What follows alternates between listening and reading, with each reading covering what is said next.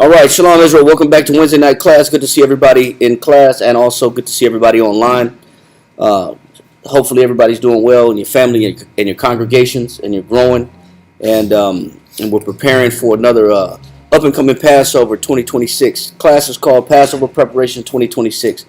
And I know there's a lot of talk about how do we approach the Passover. So once a year, so sometimes we forget, what exactly we got to be in the mind frame of doing, and also what does the tradition ask for. So we're going to go over just quickly just the actual fundamentals of Passover, but more so what would Christ want from us coming into this Passover. Alrighty, so let's give a shout out and shalom to Stream of Wisdom, Rochester, New York, Stream of Wisdom, Norfolk, Virginia, Stream of Wisdom, Houston, Texas. Also shout out and shalom to Cabo Cab in Guatemala and his congregation, and shout out and shalom to brothers in Florida, California, and scattered through all over. Shout out to Amiatza in London, and to his family as well and his congregation. Shout out, and seen a brother in a while, but I know he's hopefully doing well in the spirit. All right, and let's go ahead and get started. Let's start off with good to see everybody online, Shalom family online, and let's go ahead and get started. Let's start with the first scripture we have up is Leviticus. Who got that? My Waller, you got it? Leviticus chapter 23, 4 through 6, and then 23, 4 through 6. Kariah, read Exodus chapter 12, verse 12 after my Waller. Leviticus chapter 23, verse 4 reads, "These are the feasts of the Lord." Go ahead. "Even holy convocations." So there are certain feasts that is a requirement that the Most High said are holy convocations. These holy convocations are considered sacred gatherings, and so they're mandatory that we be there. All right. These are our feasts, not holidays that man-made holidays like St. Patrick's Day that America just celebrated on the 17th of March. Yeah. Those are not biblical feasts. We have our own feasts that the Most High instituted that we have to keep, and one of the main ones is coming up. Right. So he said, "These are the feasts." Read. "These are the feasts of the Lord, even holy convocations. Read on. Which ye shall proclaim in their season." So when these are up upon us, you have to make known that these are upon us, and so there has to be certain preparation coming into these feasts. What verse is that? That was 4. We on 5. Yeah, all right, read through 6. Read to 6. Verse 5. "In the 14th day of the first month, at even, is the Lord's Passover." Go ahead. "And on the 15th day..." So the Passover starts in the evening. Go ahead. And the 15th day, read on. "Of the same month..." Go ahead. "Is the feast of unleavened bread." Because these consider the start of the Passover and Feast of Unleavened Bread, because they go together. Sometimes people call Passover the Feast of Unleavened Bread, but it's also known as Passover. These words can also be interchanged. So when you read Feast of Unleavened Bread, it's still talking about Passover, because the Feast of Passover is initiated by the Feast of Unleavened Bread, but the 15th day on the evening. Read. "Come, the same month is the Feast of Unleavened Bread unto the Lord. 7 days ye must eat unleavened bread." So we take a lot of emphasis on removing leaven out of the house, but we need to put the emphasis on making sure you take some matzos and have. Right now, Costco has a huge box of matzo Passover crackers that are unleavened, or some brothers and sisters like to make their own at home, which I think is very tasty and very nutritious, and you can control the ingredients, and it's fresher that way. So you can make your own unleavened bread. That's perfectly fine. If not, Costco got some on sale, really cheap. Just make sure that you indulge in some unleavened bread at least once a day for 7 days straight. Read that again. "Come." It says, verse 6, "And on the 15th day of the same month is the feast of unleavened bread." Go ahead. "Unto the Lord. 7 days ye must eat unleavened bread." Go ahead. Verse 7, "In this first day..." That's it. Let's next verse, Kariah.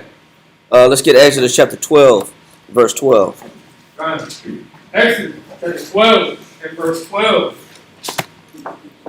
"For I will pass through the land of Egypt Because we're going to get into detail about the Passover and what it represented slightly. Read. and will smite all the firstborn in the land of Egypt. So the Passover is symbolic of a story where the Most High sent an angel, and we know who this angel is according to Wisdom of Solomon. We know who this angel is that came down and put to death all the firstborn. Read on. Right. It says, both man and beast. So it wasn't just the firstborn of man, it was the firstborn of man and animals, of all animals. So this is where the Most High, as a punishment to the Egyptians for keeping us in slavery, took it out on the firstborn of man and beast of the Egyptians. Read on. And against all the gods of Egypt I will execute judgment. And it was also an attack on the gods of Egypt to show that those gods were false gods and not worthy to be praised or followed. Read on. I am the Lord. Go ahead. And the blood shall be to you for a token upon the houses where ye are. So in order for the Most High to send that angel, which we know that angel, like I said in Wisdom of Solomon chapter 18, is Christ. We want to make so that Christ could recognize to pass over your door. If not, if you didn't have that blood on the post of your door, whoever was the firstborn in your house was going to die that day, that night.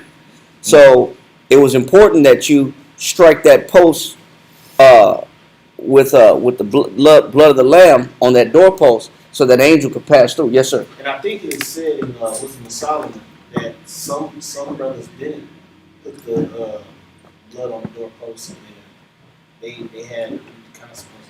Well, you know, if you didn't follow, if you was rebellious, that wasn't a night to be rebellious. Yeah. That wasn't a night to be forgetful or to not have your ears unclogged. You wanted to make sure that you follow instructions and be obedient to that. Now I don't remember us as Israelites dying from that, but let's read it. Go to Wisdom of Solomon 18, and we're not going to read the whole thing because it's not. We just want to get to that particular point. God. Go to verse 13. God. Wisdom of Solomon, chapter 18 and verse 13. For whereas they would not believe anything by reason of the enchantments upon the destruction of the firstborn. So the Most High put a hard heart into the Egyptians to where they wouldn't believe the miracles that Moses was doing, nor the plagues that was coming upon them, as evidence that the Most High was saying, let my people go. Read on. God. They acknowledge this people to be the sons of the Most High. But it was going to take something traumatic, something heart-wrenching to get the Egyptians to believe. He said they were going to believe. The Most High was going to make a believer out of the Egyptians. Read on. For while all things were in quiet silence. He says, for the night was quiet in silence. Read on. And that night was in the midst of her swift course. Go ahead. But the Most High had already set in motion what was going to disrupt this real quiet night. Read on. Thine almighty word. He said the word. Who's the word? According to John chapter 1. Christ. The word is Christ. He said the almighty what? Thine almighty word. Go ahead. Leap down from heaven. Go ahead. Out of thy royal throne. And Christ sits on the royal throne. He sits on the right hand side of the Father. So the Most High sent Christ down to Egypt to do the dirty work, or the holy work, actually. Read. As a fierce man of war into the midst of a land of destruction, and brought thine unfeigned commandment as a sharp sword, and standing up filled all things with death, and it touched the heaven, but it stood upon the earth. So he's showing you how great and how magnificent this event was, that it could not be missed. It was a sight to behold. It could not be missed. And it was going to make a believer out of the Egyptians after that night. So, and that was the Most High showing that to the Egyptians that we're His people and that He's in a relationship with us and He loves us. All right, let that go, and let's go back to where we were in Exodus chapter 12. God. Exodus chapter 12 and verse 14. I'm going to finish up 13. Mm-hmm. Verse 13. And the blood shall be to you for a token upon the houses where ye are. And when I see the blood, I will pass over you. And that's why it's called the Passover. Yep. Because the blood was the signal to allow the angel, the death angel, to pass over the house. If it didn't have the blood on the post of the door, it was free game for whoever was the firstborn in the house, animal and beast. Read. And the plague shall not be upon you to destroy you, Go ahead. when I smite the land of Egypt. And this day shall be unto you for a memorial, and ye shall keep a feast to the Most High throughout your generations. So this was a feast that we were supposed to commemorate throughout our generations. It's never to be forgotten. It's to be repeated. Judges chapter 5 verse 11, my Waller. Come. Also on your point, my Waller, go to Matthew 26 and 64. Judges chapter 5 and verse 11 reads, They that are delivered from the noise of archers in the places of drawing water, Read. there shall they rehearse the righteous acts of the Lord. He says there we rehearse the what? Righteous acts of the Lord. So this is why we rehearse this. Now we know that Egypt is symbolic for captivity and bondage, just like we're in bondage now in America. So we still rehearse the righteous acts. Now give me Matthew 24 and 20 and 46.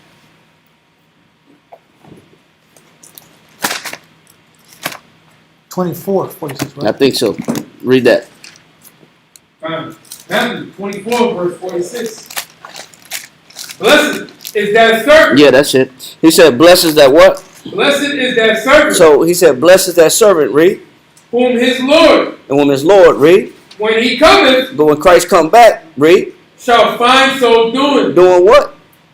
Rehearsing the righteous acts. That's the blessing. That when Christ returns again the second time, that he finds us rehearsing the righteous acts. That he doesn't find us in sin, but doing the things that the Most High had ordained that we keep throughout our generation.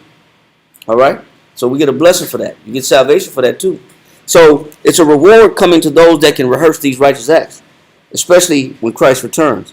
Let that go and let's go back right where you were in Exodus chapter 12. Exodus chapter 12 and verse 14. And this day shall be unto you for a memorial, Go ahead. and ye shall keep it a feast to the Most High throughout your generations. Read on. Ye shall keep it a feast by an ordinance forever. For how long? Forever. Read on. 7 days shall ye eat unleavened bread. Even the first day ye shall put away leaven out of your houses. He said, you shall put what? Leaven out of your houses. Now, I don't want to make this class about what leaven is.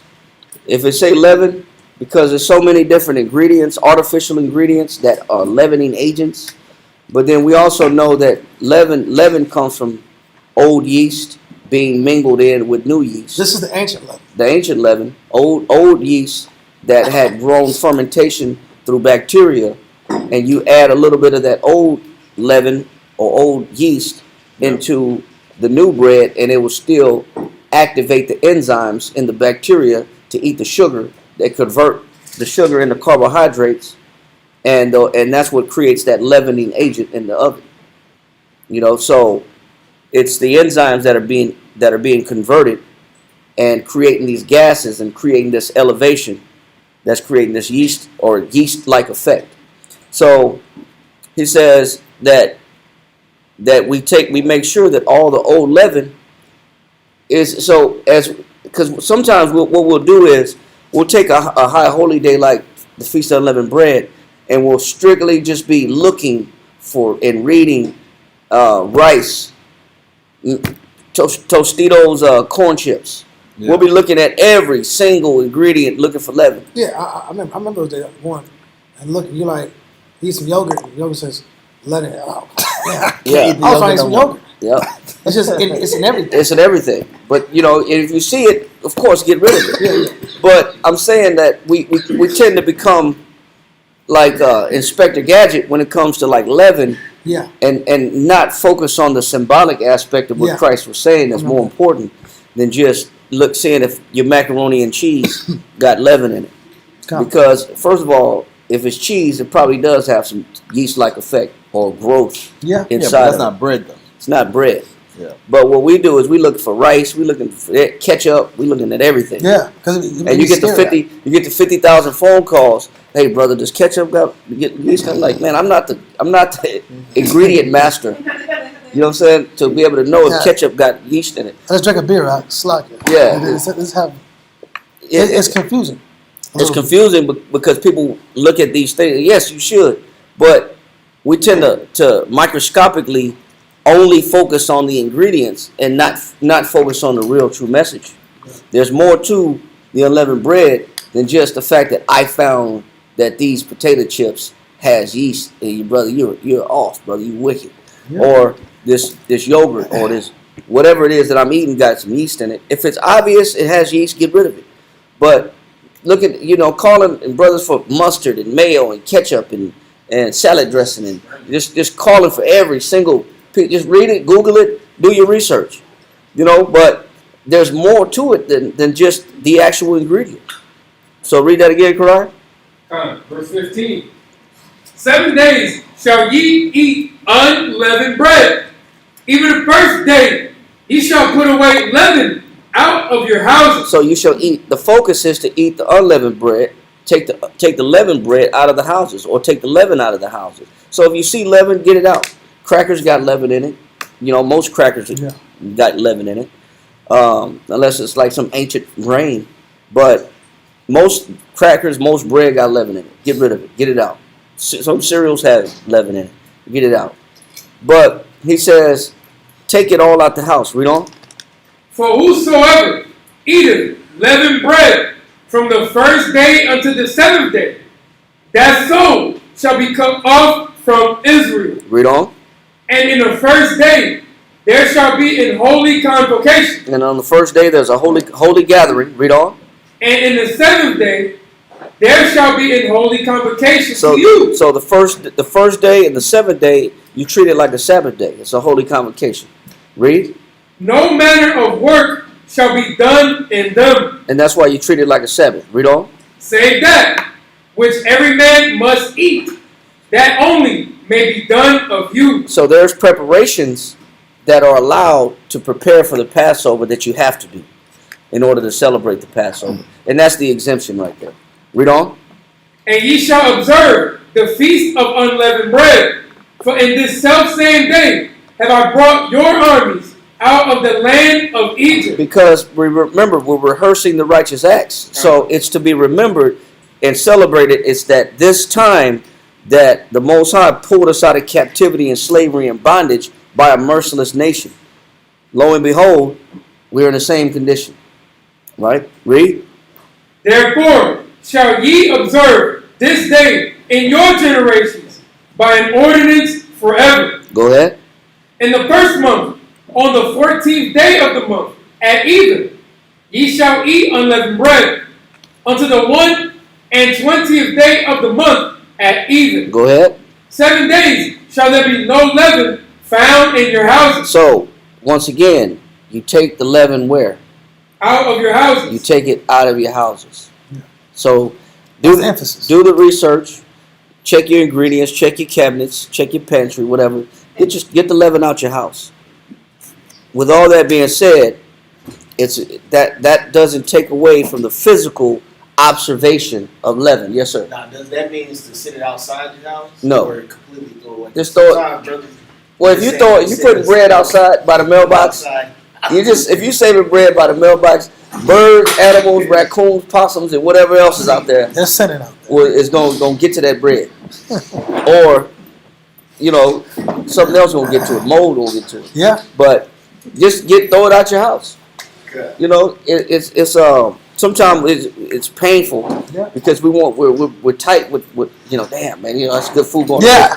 But you knew it was coming. You knew it was Feast of Leaven was coming. I mean, prepared. it's the same time every year. He says the first month, 14 days. No, I understand, but I'm saying people don't realize that it's the 14th. It's first month, 14th day. Or every year it's the same date. Not day as far as like the month, because we know Esau played with the calendar. But we can expect it to be in a routine. It's on a cycle. We can expect the Passover to come. So we know we got to get the leaven out. You know, got the pizza in the frozen pizza in the refrigerator. Get the frozen pizza out the refrigerator. Just leave it there. Let You it. should have cooked it. Cook it now. The Passover starts actually the actual official Passover starts next week. Get it out now. You know what I'm saying? Eat the pizza that you got eat the frozen pizza you got in your freezer right now. Why wait till the last minute? Like that was $25. Whatever, man. Just get rid of it. But there's more to it than that. There's more to it. All right. Where you at, Karai? 19. 19. Read 19. Exodus 12 and 19. 7 days shall there be no leaven found in your houses. Now, we have to put everything in perspective because we can eyeball and we love to do research on ingredients, but we miss a lot of the major emphasis and the symbolism of what he means here, of what needs to be taken out. Yes, physically, leaven needs to be removed, but there's more to it than that. Let's go to 1 Corinthians chapter 5, verse 6 through 8.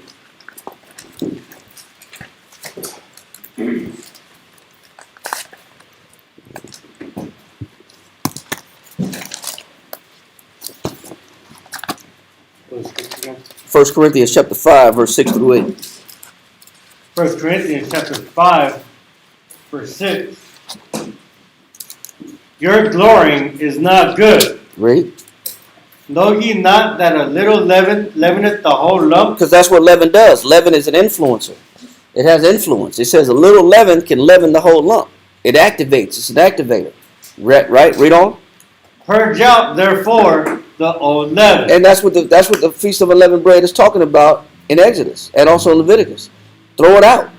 But he's not talking about throw it out your house in this particular sense. He's saying purge the old leaven. Read. That ye may be a new lump. So throw the old leaven out of who? Out of yourself. Out of yourself.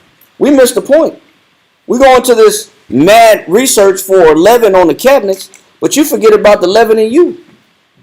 There's leaven in you that needs to. So do you throw yourself out the house, or do you remove yourself for 7 days out the house, or is there something else he's talking about that's in you that needs to be taken out? It's the leaven in you that's more important, equally, if not more important than the leaven you see on the cabinet, or that's in that frozen pizza, or that's in that bread, or the crackers on the shelf. It's the leaven. Where's the leaven in you? He says that you do what? Says that ye may be a new lump. It says that you may be a new lump. Read on. As ye are unleavened. It says because in Christ, we're supposed to be new creatures in Christ. That means that in Christ, there are certain types of behavior, and there's a certain standard of living that we possess. There's a certain type of character that we're supposed to embody that's totally different from the old person that we were before we had the knowledge of Christ. He says that we may be a what? Says that ye may be a new lump. Read on. As ye are unleavened. It says, as ye are what? Unleavened. So what is the main focus here? Is it to find out if there's leaven in mustard? Or is it the fact that you got to find out that where the leaven exists in you? And be that tedious about that. And be just as fanatical about finding the leaven. That's true. Because what we'll do, a brother will be eating something, you grab what a brother eating. Hey brother, hold on, brother. I don't know if you checked the leaven in that. Let me see what you've been eating, brother. Let me see what you drink. You can't eat that. But what am I not doing? I'm not looking at the leaven in me. I'm not looking at the leaven that I have in me. I'm eyeballing everything else except for the leaven in me. He says that ye may be a new lump. Read. That ye may be a new lump, as ye are unleavened. For even Christ our Passover. Because really, is it the Passover, the old fashioned? Is it just about the ceremony of the Passover of us coming out of Egypt, or is there more to it? There's more to it. He said Christ is our Passover. So what is the expectation of Christ coming into this Passover? What does Christ want from us? Is it just about the lamb? Is it just about the roasted lamb? Is it just about eating with your feet shod and your staff in your hand, and you eat the Passover in haste? Or is it just about the bitter herb? Or is it just about getting the leaven out the house? Is it just about the food? There's more to it. What is Christ's expectation for us observing and rehearsing the Passover? Read. For even Christ, our Passover, is sacrificed for us. What is it about? It's about sacrificing. Sacrificing what? Ourselves. Sacrificing the things in us. Christ sacrificed himself so that we could live. So that means that we should be doing the same thing for other people if we're rehearsing the righteous acts. Read on. Therefore, let us keep the feast. It says, let us keep the feast, just like we're reading in Leviticus and in Exodus chapter 12. He says, but this time around, knowing what we know about Christ is more symbolic and bigger than when Moses and the children of Israel celebrated the Passover. They were witnessing their freedom and their salvation in the destruction of the Egyptians. Our salvation is we don't get to inherit salvation until we operate in the mind frame of Christ. And what that means is certain things got to be removed. What Christ is demanding is that certain leaven in us be taken out. He'll be specific. The Bible is very specific. Read on. Verse 8. 1 Corinthians 5 and 8. Therefore, let us keep the feast, not with old leaven, neither with the leaven of malice. Stop. What leaven of malice? Where do they sell that at? No yeast. What store is that at? Yeah. God, Christ. Where do you get a loaf of that at? I didn't know they got leaven of malice in the store. That'd be a hell of a story. That's yeah. You eat a little leaven, you start tripping on people. Turning no gremlins. Turning to gremlins, man. Yeah. You got leaven of malice. But you know what? There is some gremlin in us. Get that definition of malice. Malice, 1828, Webster's Dictionary. Extreme enmity. He said there's some what? Extreme enmity. You got a hateful eyeball. There is leaven of malice somewhere in the house. You know where it is? It comes from you. It's when you don't like somebody in your vicinity. When you got a hateful eyeball to the people that you live with. He says it's extreme what? Extreme enmity. What else? Of heart. It's where? In your heart. It's not in the store. You don't buy leaven of malice in the store. Leaven of malice is found right in your house. Right in your bedroom, right in your living room, right in your kitchen, and in your bathroom. It goes where you go. Yeah. Because the leaven that you got in you is the evil thoughts that you possess. You can't come into this Passover with a negative heart and expect to keep the Passover. You keep the Passover incorrectly when you got an extreme level of hate towards the people around you. It'll be more specific. What else you got? It says, or malevolence. Or ill will. What else? Time. It also means personal hatred. It said, that's what we want. Yeah. It says a disposition. That's the definition we want. He says a disposition. Go ahead. A disposition. Which is a state of mind. Go ahead. To injure others without cause. You like to see what's wrong with everybody. You like to see what's guilty about everybody. You like to see what's evil about everybody without what? Said without cause. That means you're looking for faults in people. This person's fixated on other people's negatives. Yes. That's that leaven of malice that you can't buy at the store because it's already in you. You're always looking at what's wrong in other people. You got a negative eye. That's that leaven that Christ said that has to be removed before you enter into this Passover. You got an evil outlook. You hate the people you live with. You may not say it. You may not pronounce it. But it's in your tone. It's in your judgment. It's in your treatment. It's in your behavior. Or you just may say it. You may say, I just hate you. You may say it better because you kept it doesn't real. matter. I keep it 100. Yeah. I keep it 100. I keep it real. I just let you know. If I got a problem with you, I got a problem with you. I keep it real. So what do you keep it real? It's still leaven of malice. You know what? Nobody wants to look at the box. They don't want to look at the box and read the ingredients of their mind. Yeah. Nobody want to read them ingredients. No. The hell is in you? Are you doing the research? Or is it just about cheese and eggs and butter and rice and dairy products? And I'm just going to go on this research course of finding all leaven. But not one time did you think about your hate. Not one time did you think about your disgust. Not one time. But you're looking for leaven, though. Looking for it. I'm on a leaven hunt. Yeah.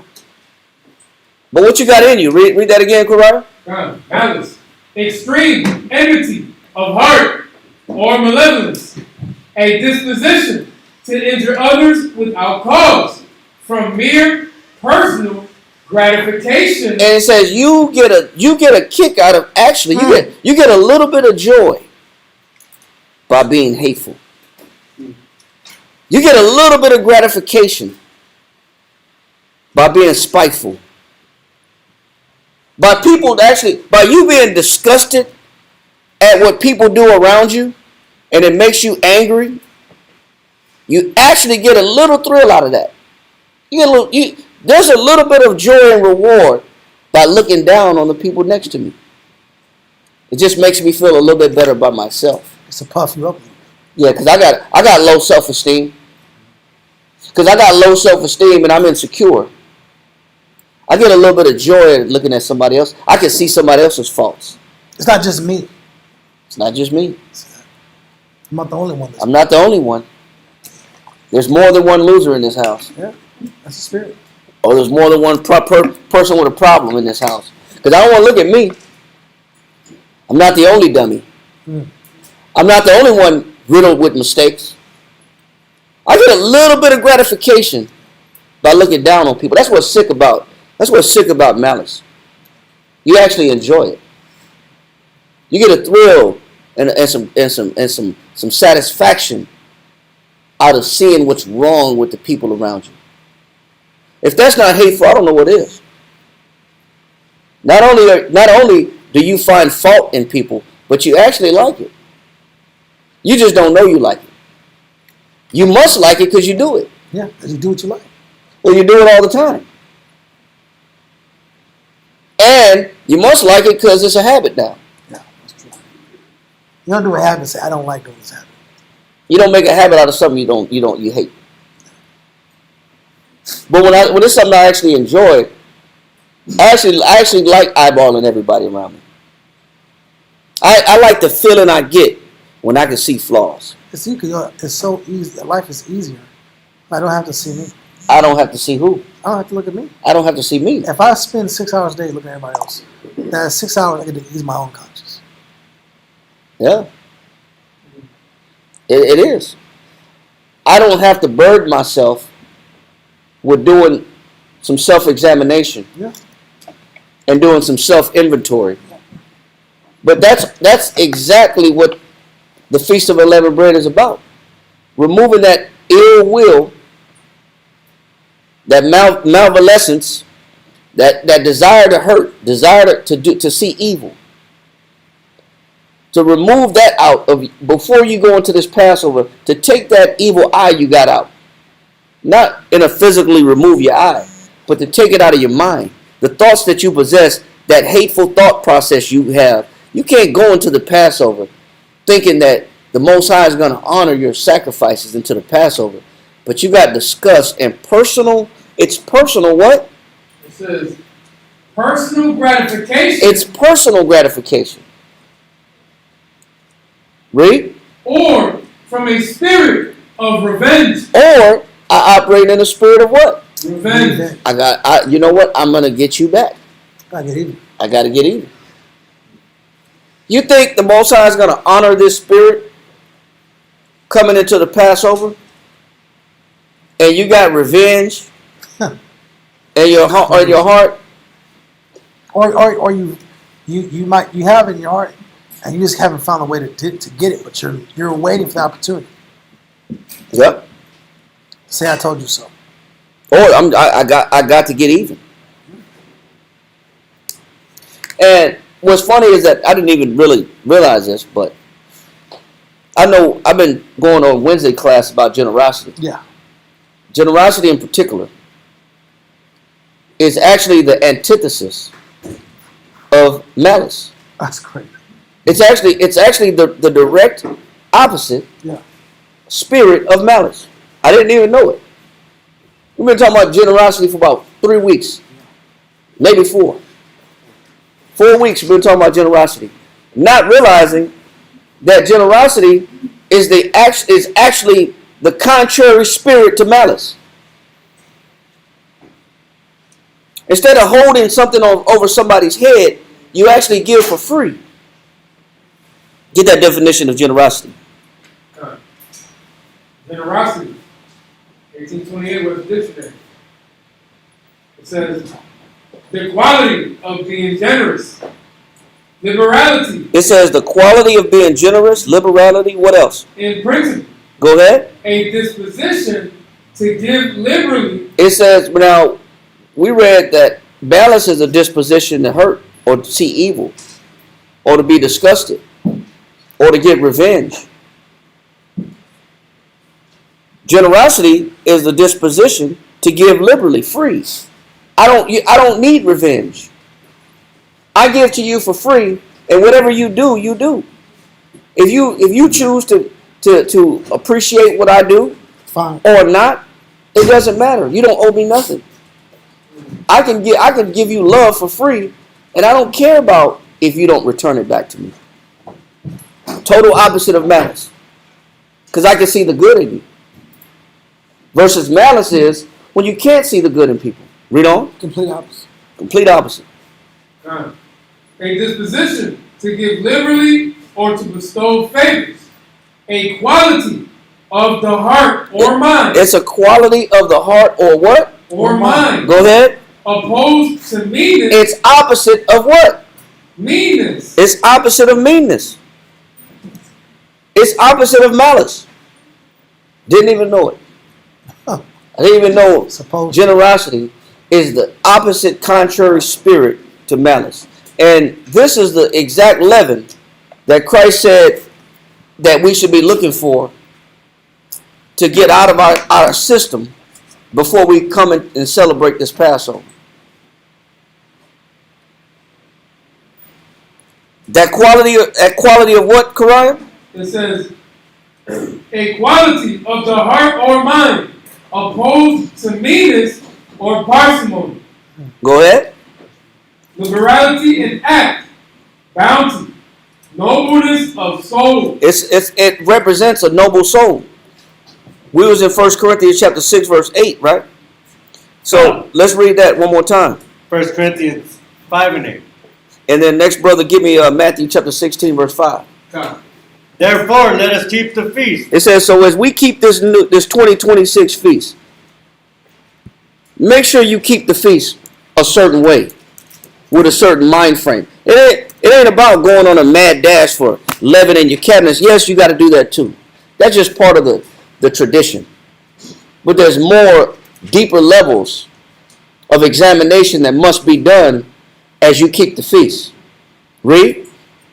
Not with old leaven. Go ahead.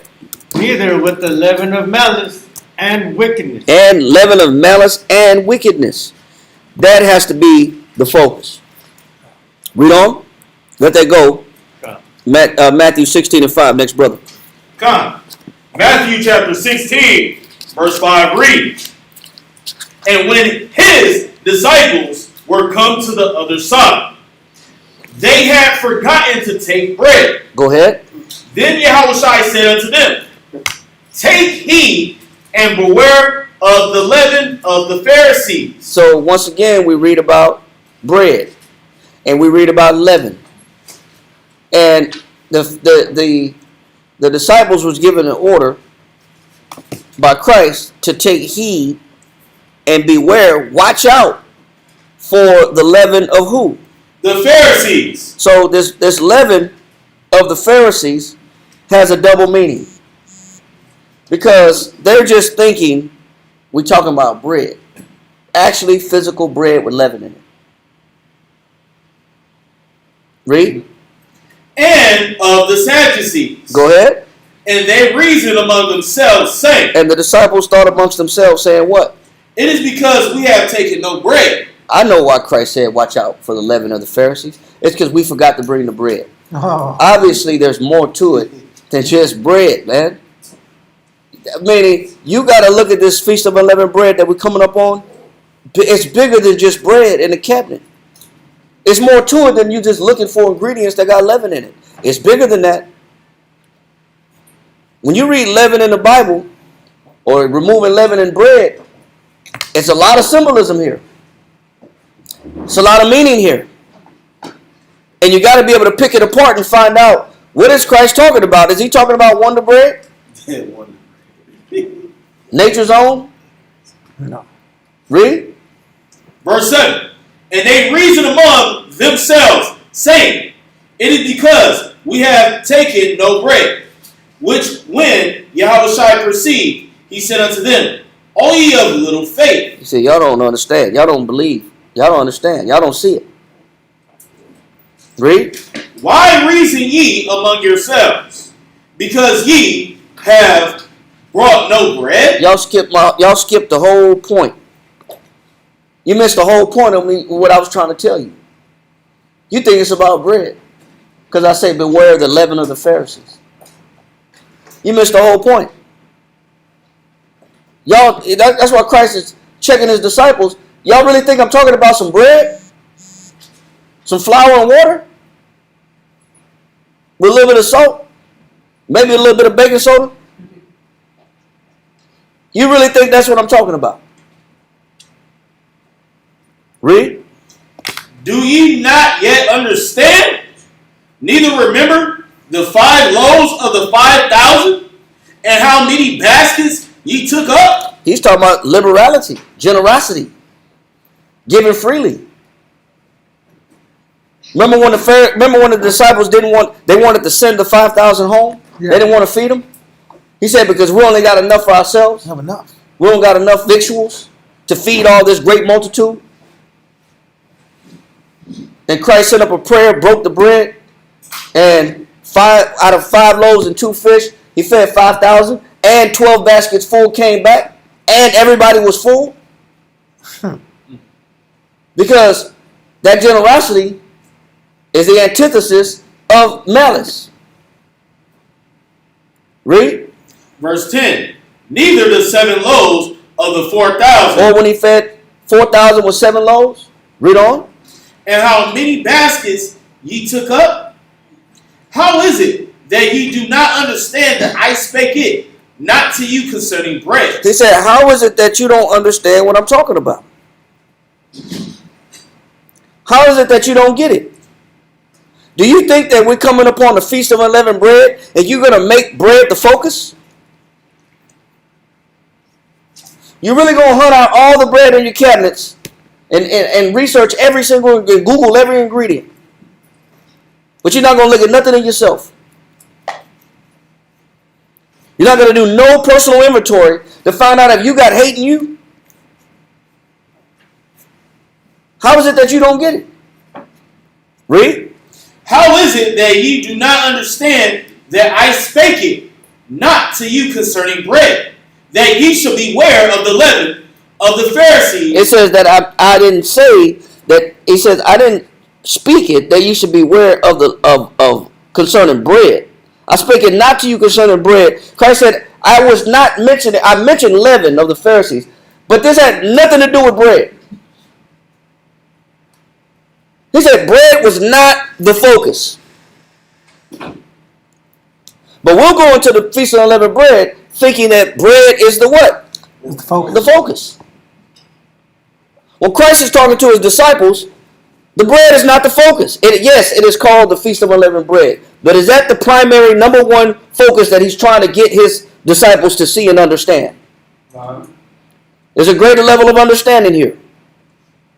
There's more to it than just bread, water, and carbohydrates and flour. Or some meal. Read.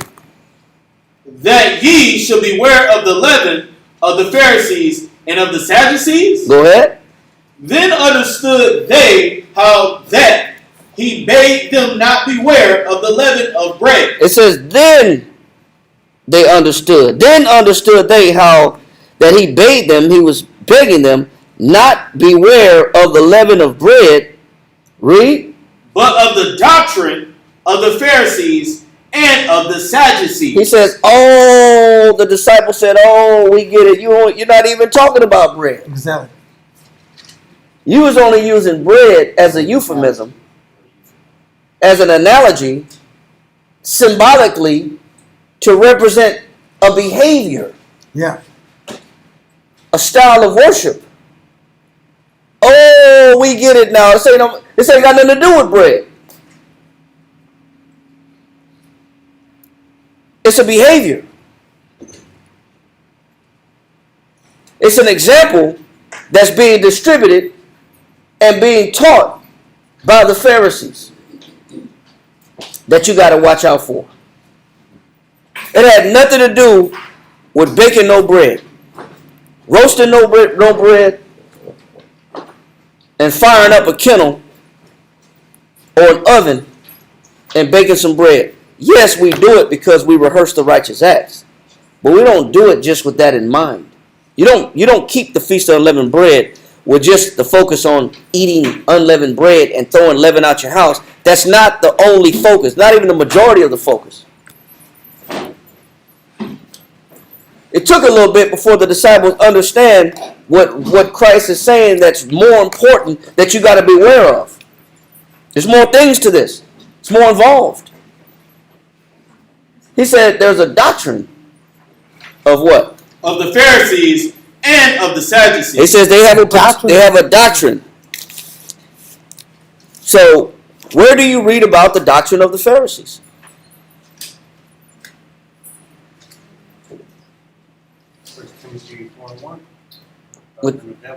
Yeah. Yeah, it is. But he said there's a doctrine. A doctrine is something that's to be taught or passed down. It's a tradition. Where they talked about that they left the weightier matters out, right? Yes. But there's something that they're teaching that shouldn't be focused on that by their example. It's something that doctrine is teaching. It's a style of teaching that the Pharisees possess that Christ said, I don't want y'all adopting this style of teaching. I don't want you adopting this particular behavior of these Pharisees. They do something that I don't want you to follow. But if you're not paying attention, you'll follow it. And you'll think that this is spiritual. You'll think that this is spirituality, right? So let's go to Matthew chapter 23. Let's go to Matthew chapter. Let's get no. Let's go to Matthew chapter 6, verse 1. Matthew 6 and 1. Because we still got to discuss this doctrine of the Pharisees and Sadducees that Christ was alluding to as being the leaven that he wants them to watch out for. Let's go to Matthew chapter 6, verse 1. Matthew chapter 6, verse 1. Take heed that ye do not your alms before men. He says that you do your alms before what? Take heed that ye do not your alms before men. That you don't do your alms and that you don't do things as far as the way you worship the Most High. How you go about worshiping the Most High. You don't do it for what purpose? Before men. You don't put on a show and showcase your worship Yeah. to try to receive accolades or validation from who? From men. Men. So obviously somebody likes to put on a show. Somebody likes to put on a performance to receive validation and accolades from men. He said what? Take heed that you do not your alms before men, Which is your charitable deeds. Go ahead. to be seen, To what? to be seen, Somebody likes to be what? seen Of who? of them. Somebody likes the attention that they get from looking spiritual. That's crazy. Some people like the way looking spiritual looks. With the idea of being spiritual. I like the outfit of looking spiritual. I like what resonates that comes my way when I look a certain way, when I look spiritual.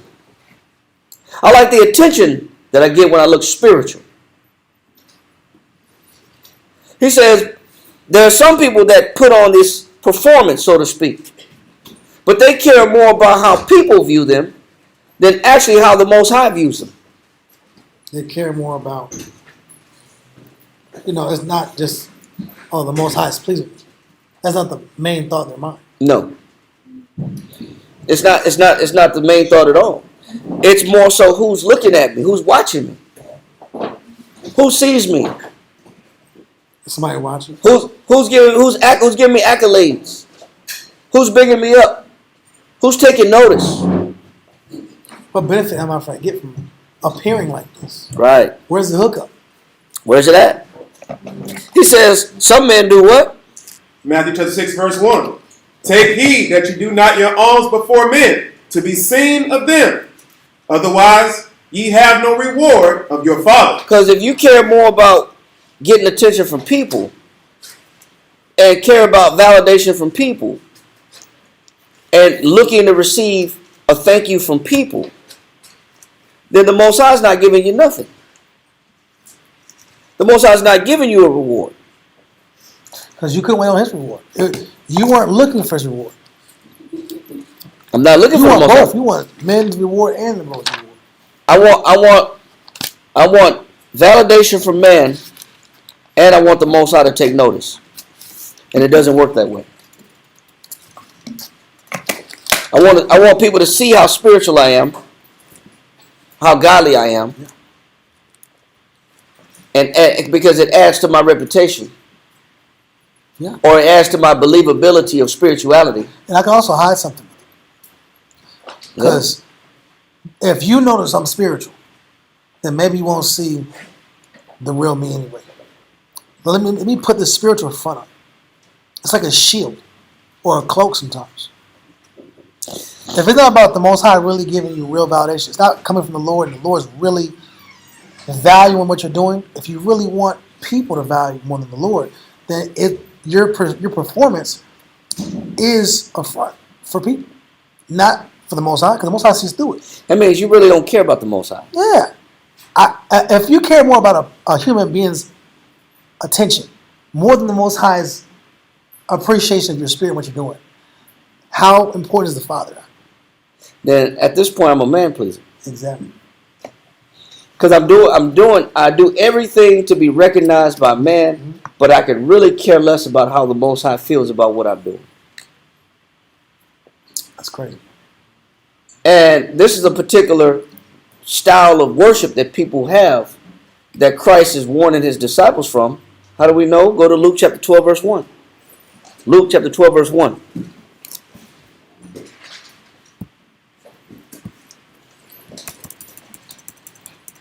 Luke 12:1.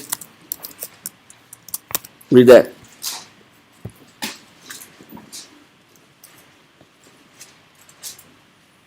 In the meantime, when they were gathered together an innumerable multitude of people, insomuch that they trode one upon another, he began to say unto his disciples, first of all, beware of the leaven of the Pharisees. Once again, we have to beware of the leaven of the Pharisees, but we also read that we got to beware of the doctrine of the Pharisees and the Sadducees. What is the leaven that Christ is referring to that he wants none of his disciples to have a part of or to learn from? Which is hypocrisy. Which is what? Hypocrisy. What is the doctrine of the Pharisees? Hypocrisy. What is the doctrine of the Sadducees? Hypocrisy. So what is Christ saying that he doesn't want his disciples to emulate? Hypocrisy. He says he doesn't want them to be hypocrites. That is the doctrine of the Pharisees and the Sadducees, is hypocrisy. That's something that they put out there as an outward show, but didn't reflect and emanate what they showed on the outside on the inside. The inside of them didn't match the outside of them. But when it came to the dress code, they looked the part. When it came to the wealth, the prayers, the long prayers, the long phylacteries, extra long fringes, they looked spiritual. But the inside didn't match the outside. There was a walking contradiction here. The inside of me doesn't match the appearance that I'm putting out there to people. Because really I care about more about how they see me than how the Most High sees me. Yeah. Really don't care about what the Most High see in me. I care more about validation, getting accolades and rewards and noticeability and praise from men. He says this, what the Pharisees and the Sadducees was doing that they care more about, it was hypocrisy. They looked the part, didn't play the part. Yeah. It was a show. And what Christ is saying is, don't let your worship be pretend. We're not in this truth to play dress up. We're not in this truth to play holy rollers. We're not in this truth to play Israelite. We're not in the truth to play Hebrews. The objective is to be what you read and become what Christ commands. And make the changes that he's saying to make to embody a spiritual mind frame. Nothing about what we're doing here is role play. Yeah. It's costume design. It's theatrical. It's not a stage performance. The objective is to take everything that we read and try to apply it. So as we come upon this feast of unleavened bread, and Christ is saying, get out this leaven, of malice, then you got to really go in yourself and find out, where is your malice? Where is your hate? Where does it stem from? Can I find it? And can I remove it? Yes, sir. Also, can be like a Bible thumper. Like, Yeah. Well, I looked it up. It says an informal, often derogatory term of a person who is aggressively zealous in their Christian faith. Yeah, but I hit you with scriptures, but I don't hit myself with scriptures. I make sure you got them. I make sure you follow these scriptures. I can see where you're off at, but I don't see where I'm off at. I can see all your flaws, but I can't see none of mine. I can see none of mine. Go back to Matthew. We're in chapter 6, right? Read verse. We're not going to read this whole thing. Jump down to verse 16. Matthew chapter 6, verse 16. Moreover, when ye fast. It says, because part of this doctrine is, even when I do my fast, which is a form of abstinence, I'm abstaining from something. I'm abstaining from a pleasure or a privilege that I could indulge in, but I choose not to because I'm trying to gain the Most High's attention. I'm purposely withdrawing myself and denying myself of a privilege that I want to show the Most High that, hey, I'm removing this out of my life because I want your attention. I want you to see that my commitment to you is serious. So for this reason, I'm going to take these privileges out of my life and remove these privileges from me because I want you to see that I'm serious about it. I'm serious about this relationship. I'm serious about these changes that I want to make, that I'm telling you that I'm going to make. Yes, sis. Why do you see the Catholic people, they go around with these ashes on their head? Yeah. So everybody can see these ashes. So I'm asking them, why do they have these ashes on their head? So you're not supposed to do that. If they're not to get your pats on your back from men, right? Right.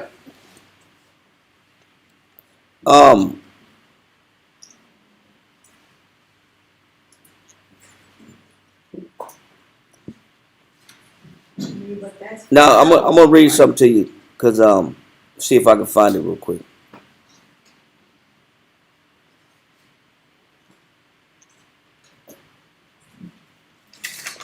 Let me see if I can find it real quick because I got a whole class that I did a couple of years ago. It's called Ash or Cash Wednesday.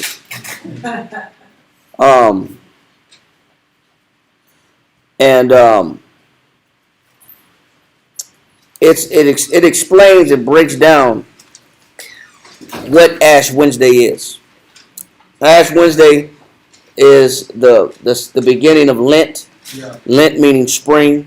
It's a spring observation, and it signifies a sacrifice of giving up something. Usually, you party like it's no tomorrow on Mardi Gras, which is Fat Tuesday, and then you deny yourself and ask for forgiveness on Wednesday. But we'll save that for there's a whole class if you got time. It's called Ash or Cash Wednesday. Because is it really about showing the Most High something, or is it about putting on an actual show to show people that I'm giving up something in preparation for Lent?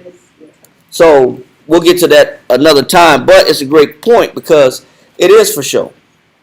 But what Christ is asking his disciples, or warning his disciples from, is there's a certain particular behavior that Pharisees and Sadducees possess, that even the way they dress, everything they do is about getting attention from men, but it's not about actually gaining the Most High's attention.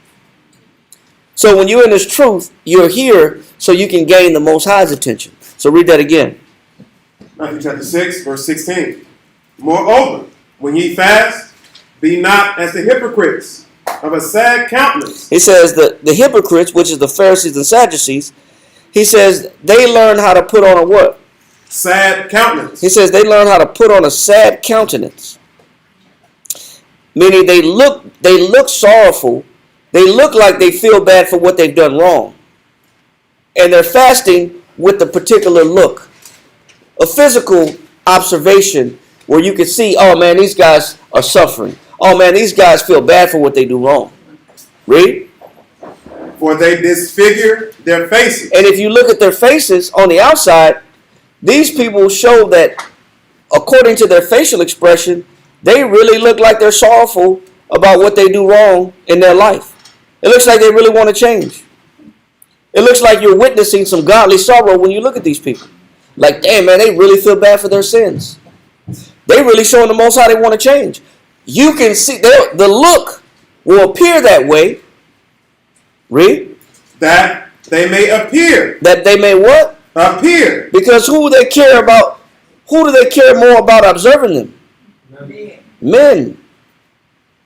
I'm doing this so people can see I'm spiritual. Yeah. Oh, I really feel bad for what I do wrong. I'm really sorrowful for my mistakes. But I'm looking to see who's watching me. That means I could cry on the drop of a dime Ready to do it at all times. Yeah, I'm ready. I can be a role. What do you call it? A method actor. Yeah. I can be whatever you need me to be. Soon as you say action, Put that spirit. I can get right back into character immediately. I can get right back into character, just like that. I'm in character. Cut. I'm out of character. Action. I'm right back in character. Because it's not real to me. Change is not real to me. I'll say I'm sorry. I'll say Salakia. I'll say I didn't mean it. But I really don't care on the inside about being evil. I don't care enough about being evil. Yes. This doctrine that Christ is warning the Pharisees of is everything about not putting on a show in front of the Most High. We're not here to put on a show. We're here to show the Most High that we actually feel bad for what we do wrong. There's nothing fake about what we're here for. There's a lot of fakeness in us. There's a lot of fakeness in each and every one of us. But there's nothing fake about the change that I'm supposed to be making. And about being a different person. It's not about putting on a show. Read. They disfigured their faces, that they may appear unto men to fast. Once again, they're doing this in front of who? Men. They're doing this in front of men to fast. I care more about people looking at me. So I pretend to be spiritual. I pretend to be holy. But I don't really care about the Most High looking at me. I don't care if the Most High knows that I'm evil or wants me to remove my wickedness or that the Most High hates the wickedness in me. I don't care about that. I don't care about where I stand with the Most High in Christ. Whether I'm on his good side or bad side, I don't care. You better care.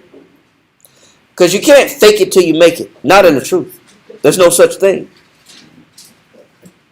The Most High don't acknowledge a false sincerity, a false sense of guilt, false contrition, false sorrow. The Most High don't bless that. If I'm going to really fast and tell the Most High, hey, I'm going to remove this out of my life, this between me and the Most High, so I'm really going to make this change. I don't care who's watching me. Change ain't pretty anyway. Change is not perfect and it's not pretty. But I'm here to show the Most High that I want to be different. I don't care if nobody says, oh, you're not changing fast enough. I don't care about your timeline. I got to change because the Most High want me to change. He says they disfigure their faces. Read. That they may appear unto men to fast. It's really trickery. It's another level of wickedness. Go to Ecclesiastes, next brother, read Ecclesiastes chapter 19. And give me verse 26. 19 and 26. Ecclesiastes chapter 19 and verse 26. There is a wicked man. He said there's a what? There is a wicked man. Go ahead. Hangeth down his head sadly. It says what kind of man fakes sorrow? A wicked man. What kind of woman fakes sorrow? A wicked man. A wicked woman. A wicked man or a wicked woman will fake sorrow. They'll actually fake, I feel bad and I want to change. I didn't mean to do that. Forgive me, Lord. I didn't mean to do that. I don't want to be this person. I'm so sad. Look at my face. Look at me. I'm just an evil, bad person, and I don't want to be. Pity me, pity, oh poor me. He said only a person that's wicked will pretend to actually feel bad. He said there's a what? There is a wicked man that hangeth down his head sadly. He says he hang his head down sadly because that's what he wants people to see. I'm sad. I'm broken. I'm sorrowful. I'm wicked. I'm evil. Where are you looking? Read. But inwardly. Stop. Does the inside match the outside? No. No. The inside don't match the outside. It's a lot of men and women that have gotten used to or accustomed to pretending to change, or to pretend to be sorrowful, but the inside don't match the outside. And you also know partially because they won't contribute. They'll pretend to be sad and they're upset. They see everybody around them is in need and they're being taken care of as well, off the love of others, but they won't contribute themselves. Oh, pity poor me. Oh, wicked me. Forgive, oh, wicked me. Oops, I'm wicked again. Yeah. He said that, but inwardly what? It says, but inwardly, he is full of deceit. He's full of what? Full of deceit. See, this is that leaven that Christ was warning his disciples about, to not adopt any of these attributes that these Pharisees and these Sadducees possess.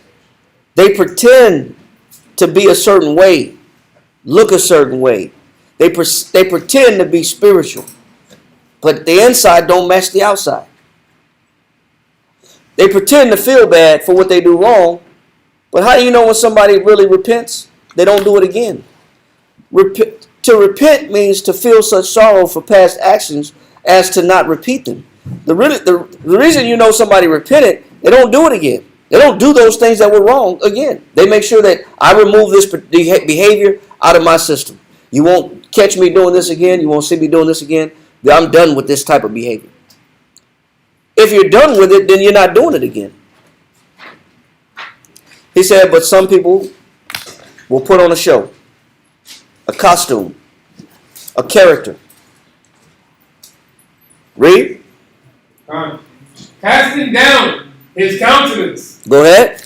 And making as if he heard not, where he is not known. Like, oh, brother, you hear me, brother? Oh, man, I'm just so sad. I'm so sad. I'm so sad. I'm in a zone. I'm in a guilt zone. And I just feel so sad. I'm numb because I'm just such a bad person. That's part of the show too. Brother, you on the phone?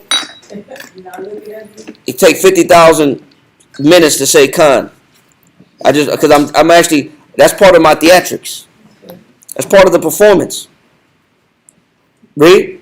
It says, casting down his countenance and making as if he heard not. Read. Where he is not known. It said where he is what? Where he is not known. No, where he is not known. Where he is not known. When people don't really know the real him. He puts on a show when you don't know his real character. He's a pretender, or she's a pretender when you don't know the real person. And if you don't know the real person that's in there, and you bit the actor, you bit a piece of the actor and you believe the actor, you believe the fake contrition or the fake sorrow, if you bought that costume, read. He will do thee a mischief before thou be aware. It said before you know it, that person going to do what? Mischief. You're going to get got. That person going to deceive you. Why? Because it wasn't real. Or then you're surprised, how dare this person, I thought this person cared about me. I thought this person told me they'll never do that again. They must have their fingers crossed. They must have their fingers crossed behind their back. I didn't really mean I wasn't going to do that again. You're just dumb enough to believe that I said I wasn't going to do that again. That's your fault. You know what Christ is warning? He's warning us of a particular type of behavior where we only care about trying to elude and gain the favor of man and not gain the love of the Most High. To where even our fast, even the things that we do that are supposed to be sacred, is phony. It's not real. If I tell the Most High, listen, if I tell the Most High, I'm going to stop drinking, I'm going to stop smoking, or I'm going to stop doing a certain thing, then I'm done. I'm going to do it. Or if I say I'm going to stop lying, then I'm done. If I say I'm going to stop doing whatever said sin that I can't get enough of, or I keep indulging in, then if I say I'm gonna stop hating people, then I'm gonna do everything in my power as to not hate people. I'm gonna put every ounce of energy into change. Every ounce of energy. Read that Luke chapter 12, verse 2.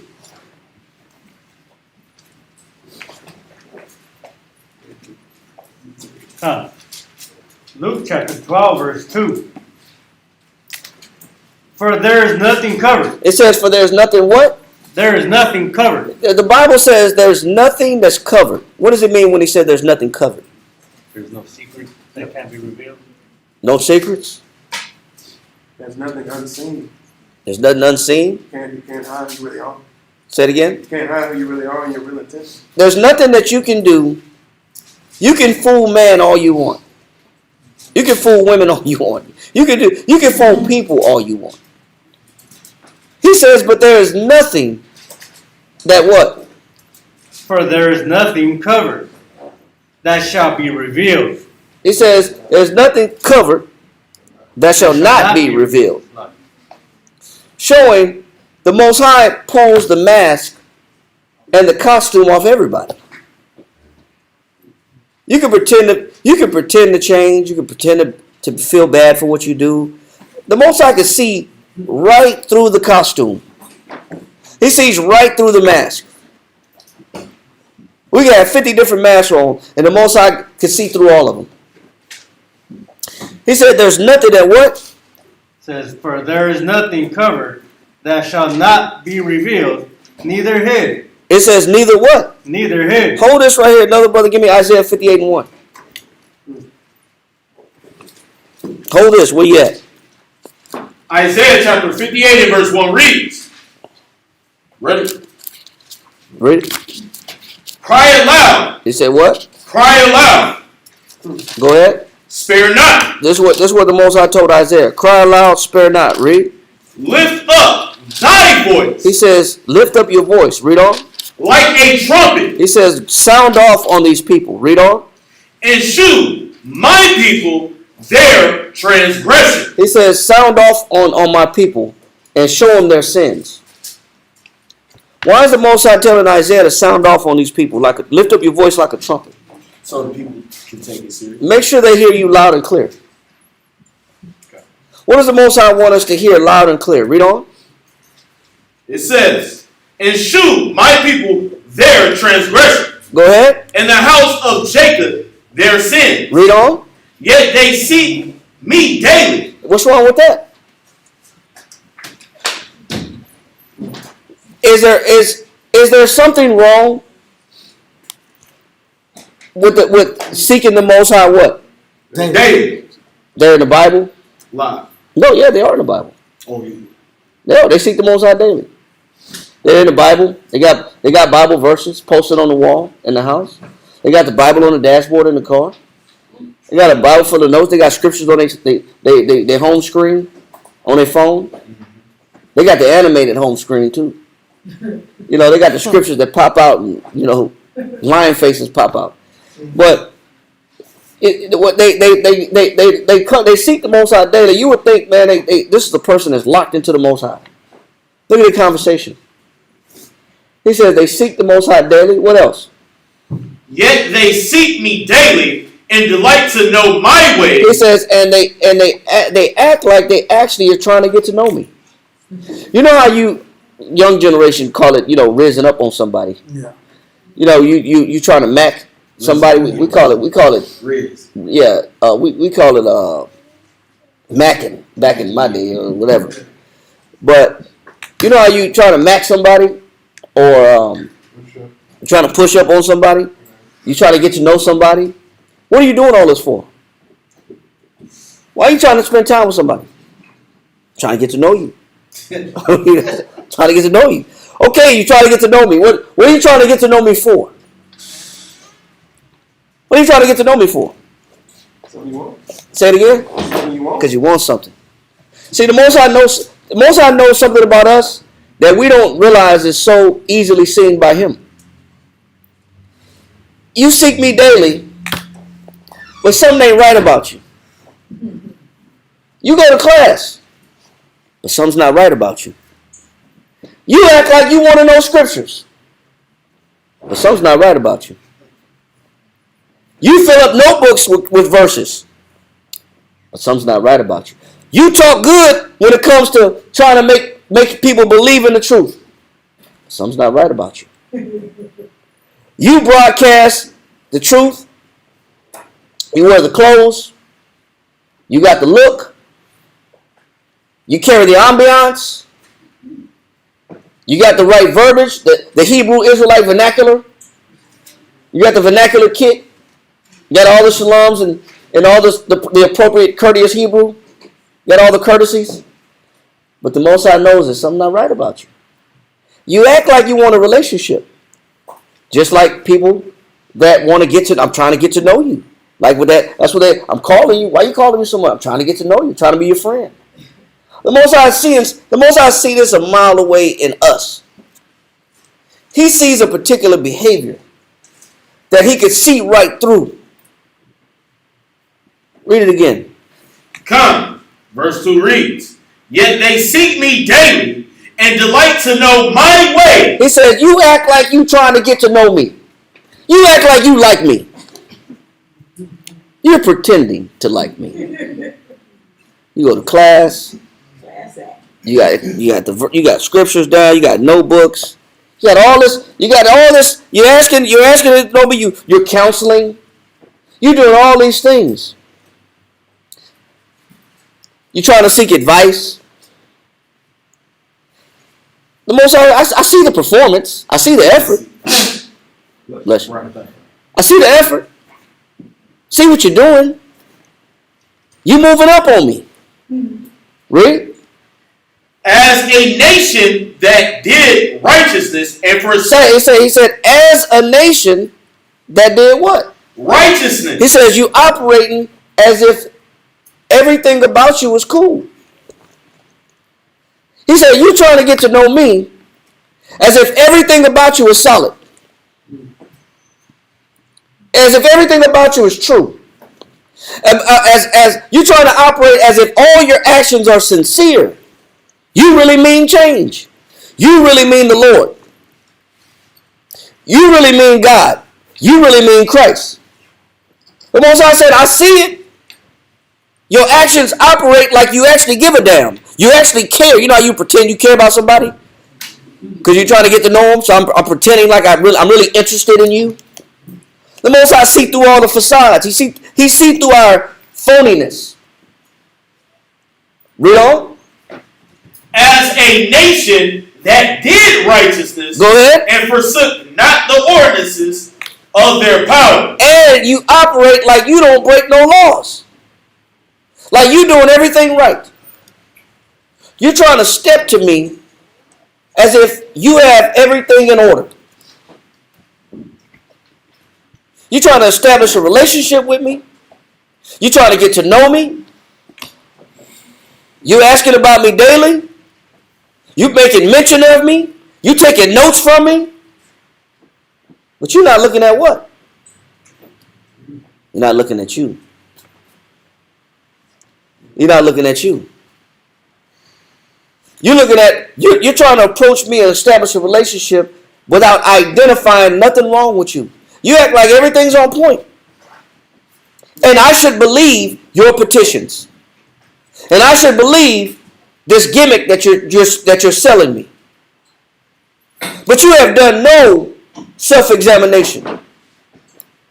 You've done no internal homework to clean up the mind, the evil thoughts that you got, but you're trying to make a relationship with me. But you've done no inventory. Yes, sir. And that's scary because you can almost convince yourself by going through the motions. Yes. The day by day. Yes. I am settled. I'm around the body. Yes. But you don't change anything. I go to class. Yeah. I mastered the routine. But I've mastered the routine of I got the Israelite look down packed. I'm in the club. I got it down packed. I got the verbiage. I got the dress code. I got the salutes. I got the Hebrew Israelite kit. The starter kit. I got it. But the Most High said, I'm watching you. You got all this evil in you. You got all this hate in you. But yet you coming to me to try to make a relationship. But you ain't looked at none of the hate you got.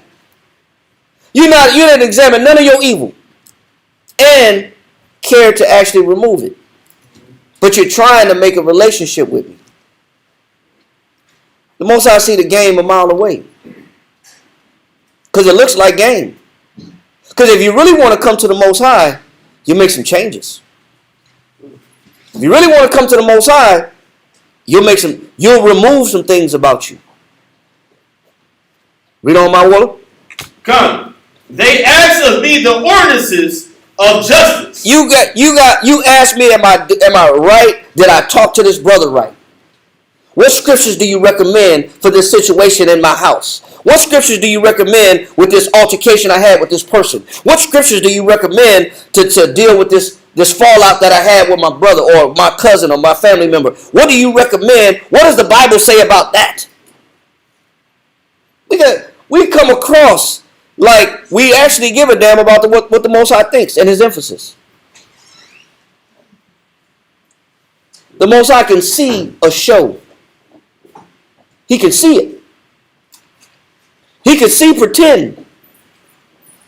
Read. They take delight in approaching to the Most High. He says, yes, you act like you in class right on time. You stay late. You make sure you ask questions. You got the dress code. You got the head wrap. You got the fringes. You got all this. And you say you love the truth. And you say you love Yahweh. Why Yahweh shy? And you say you love his people. Read. Wherefore have we fast? He said, but something's wrong with you. Because over time, you don't maintain it. You don't see the good in it. Why don't you see the good in it? He says, wherefore have we what? Have we fasted? Go ahead. Say they, and thou seest not? Because what? Thou seest not? Because I haven't got what I wanted. Yeah. I've been putting on this show. I've been putting on this performance. But I ain't got what I wanted out of it. The truth hasn't returned to me what I thought I was going to get, or I deserved to get on the back end. So then I feel like I did all this for nothing. Did I really do it for nothing? I know kids are watching. And I'll say it hopefully in a way that the kids can understand. What do you tell a young girl that young men want? Oh. About 15, 16, 14, 13. What do you tell them that you got to be aware of? They want to get over it. They want intimacy. Yeah. Deflower. They want to deflower you. Good way to put it. They want to deflower you as a trophy. So with no investment. So what happens when they move on when you don't give up nothing? They talk bad about you? Why?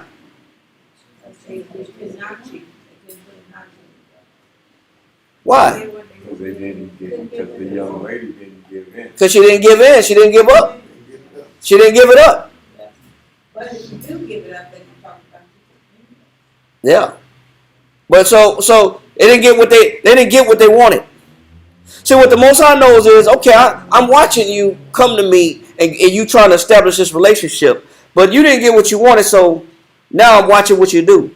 Now you despise the truth. Now you don't so much care about it anymore. Because you know why the Most High got to hold out? Because he got to see how long you gonna wear that costume and not really mean what you say. How long you gonna keep pretending that you care and you really don't? How long are you going to be faithful to me without you getting what you want? That's the key. Because then the Most High knows, you was just running game. You didn't really care about me. You care about the benefits. You care about what you was going to get. And when you don't get what you want, now the zeal is not the same. The fervency is not the same. The commitment is not the same. The investment is not the same. The delight is not the same. The joy of being here is not the same. The Most High knows how to get everybody. He's got the recipe for everybody. He knows that there's something that each and every one of us wants, that all he has to do is just wait for a little while, wait it out a little bit, and then you reveal your true colors. So he knows if you were here, if it was real, if you were really here for him, if it was really sincere, if it was really true. Did you really want to know his mind frame? Did you really want to understand his ways of doing things, his methods? Like he said in Isaiah chapter 58, they seek me daily and delight to know my ways. Did you really want to know the Most High ways? Only on the premise of you getting a benefit, a trophy, a trinket, A reward. a bump, a reward, Recognition. a recognition, a validation. Only on the premise of gaining something am I going to give this performance or this energy. It really wasn't about change. Yeah, It was about reaping a reward. yeah. I want to reap something.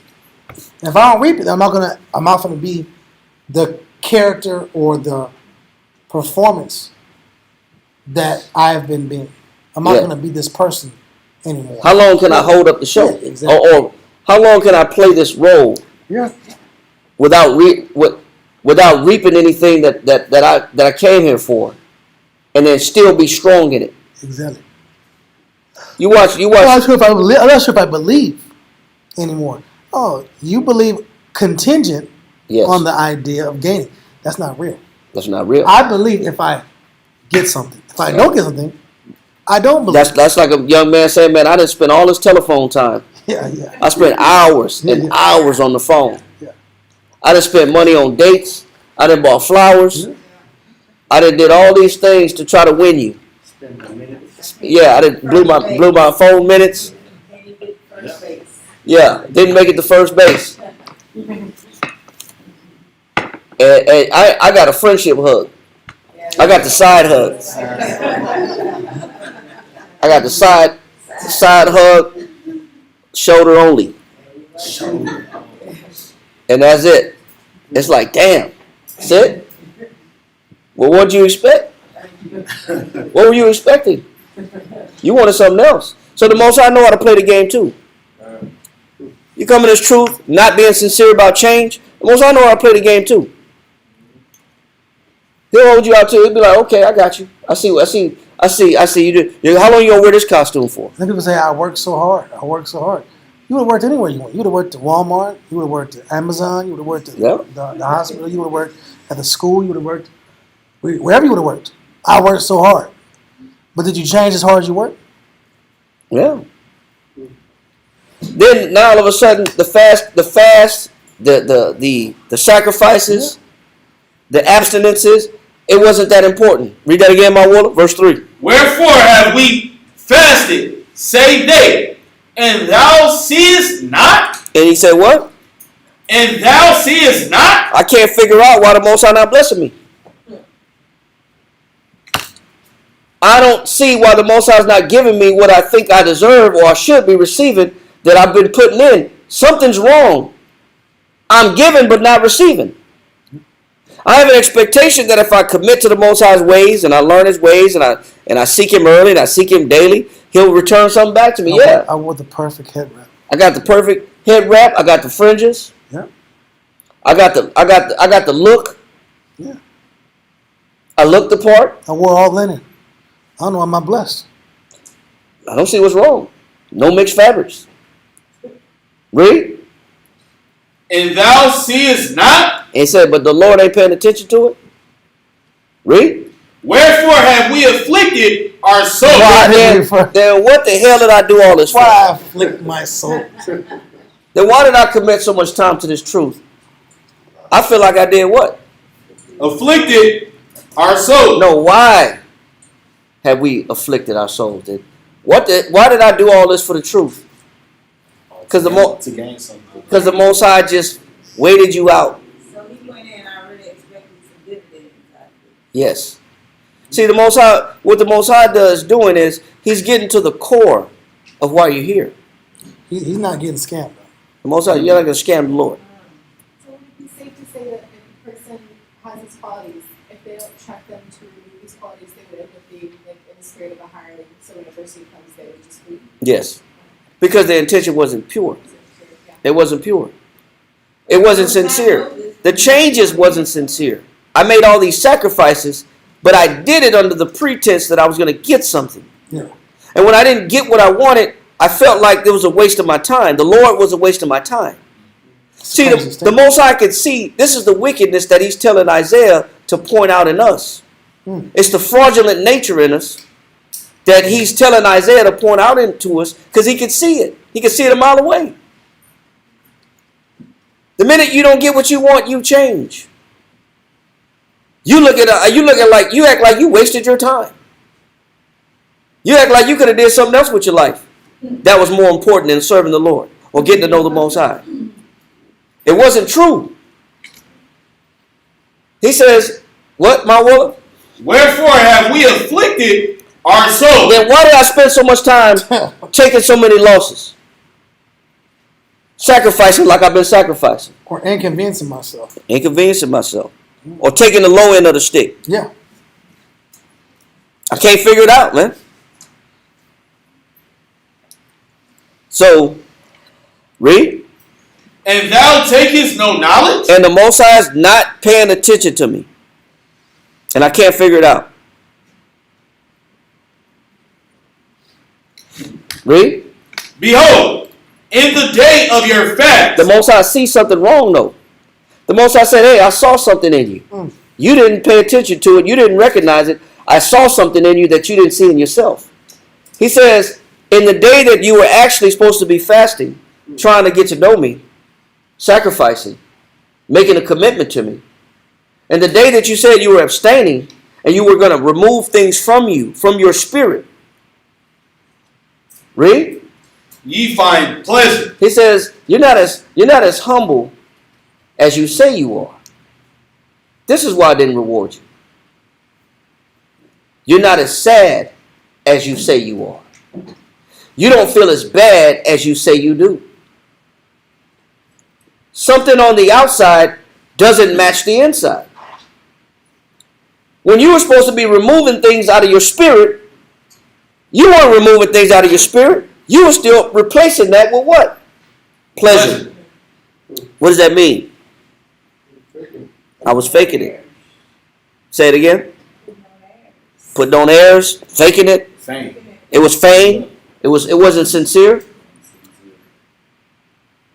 But on the outside, you made it look like you were trying to be right with me. But somewhere else, your behavior didn't match. He says you was finding some pleasure somewhere. But you put on the form of discipline. You put on the look of discipline. You put on the look of spirituality. But behind that uniform, behind that mask, it was somebody that was actually not about sacrificing or losing or giving anything up or making any changes. It was somebody that was still looking to seek self-pleasure. Looking for benefits. Something didn't match. Go to Luke chapter 12, verse 2. Luke 12 and 2. For there is nothing covered. That's one thing. This is why you can't believe every person that gives a report about what the truth didn't do for them and why it didn't work out. And I'm not happy. Truth thing, I'm not sure about it. I tried the truth thing. You don't know what that person's intention was. Right. When you get these bad reports about people that the truth this, the truth that, the camp this, the camp that, and I didn't like this, I didn't like that. Are they saying I wasn't sincere? I was just trying to get a reward. I couldn't wait. I got tired of faking it. They never come at you with that conversation. They're never going to say that. They'll never say that. They'll just say what they didn't like. They'll say who did them wrong. Yeah. So you can't really read these bad reports. That's why it's so important you study the Bible and really tap into what the book's saying. Yep. And that's why the Most High said what? Says, for there is nothing covered that shall not be revealed, neither hid that shall not be known. He says everything's going to come to the light. You know what the Most High know about us? Go to Isaiah 14 and read verse 5. He said, everything shall come to the light, and everything shall be known. Isaiah chapter 14, verse 5. He said, in the day that we're supposed to be fasting, he said, we find pleasure. The Most High knows something about us. Read. Isaiah chapter 14, verse 5. The Most High hath broken the staff of the wicked. The Most High knows the nature of the wicked. What is the nature of the wicked? Read. And the scepter of the rulers. Go ahead. He who smote the people. He says, what the Most High knows about us, that's in secret, we put on the spirituality uniform. He said, but behind closed doors, we do what? He who smote the people. What do I do behind closed doors? Hurt people. I hurt people. I hurt people when nobody's watching. See, the Most High knows why that costume don't match. Why that costume is not sincere. Because I say I'm changing. I say I'm disciplined. I say I'm fasting. But behind closed doors, I do what? He who smote the people. I have issue with people. To actually smite means to fight. You like to fight. Got contentions going on. You like to argue. And debate. You like to debate. See, this is why the Most High know the costume be fake. This is how the Most High know the change is fake. Because you like to argue. You don't like to agree. You don't like to get along. You actually like to fight. Fight meaning fight or be contentious or contrary to change. I don't really want to change. I want to be the same. I really don't care about changing how I treat people. I'm always defensive. Yeah. Or I'm always offensive. Well, you're not in a fight spirit like the scripture says. You're in an antagonistic or abrasive spirit. I got enemies. Yeah. And I'll deal with you. Yeah. See, the Most High know what's really in us. He said we like to do what? The nature that's in mankind. Nature, that wickedness that's in us. He said we like to what? He who smote the people in wrath. He said we smite people in what? Wrath. We take our anger out on people. This is why you can put on the costume. This is why you can be an Israelite. This is why you can wear the fringes and the Most High not acknowledge you. Because you still like to take your anger out on people. You didn't change that. You still got vicious nature about you. You didn't change your malice. You didn't remove it. You didn't remove the hate in you. So when nobody's watching, I like to what? I like to smite the people in what? Wrath. And what else? With a continual stroke. And I like to beat people down. I like to talk down to people. I like to crush you verbally. I like to verbally rip you apart. I like to demoralize people. Because I've been wanting more pleasure than the little pleasure I get from just being native off top. I mean, I'm unrelenting. Yeah. I mean, I keep on crushing you and berating you, demoralizing you, showing you what's wrong with you. I keep crushing you verbally. Sometimes physically. It's not what you do in the daytime. It's not what you do out in the open. It's not what you do in front of other people. In front of other people, you like looking spiritual. Oh, yeah. But behind closed doors, you like to beat the shit out of people. Excuse my language.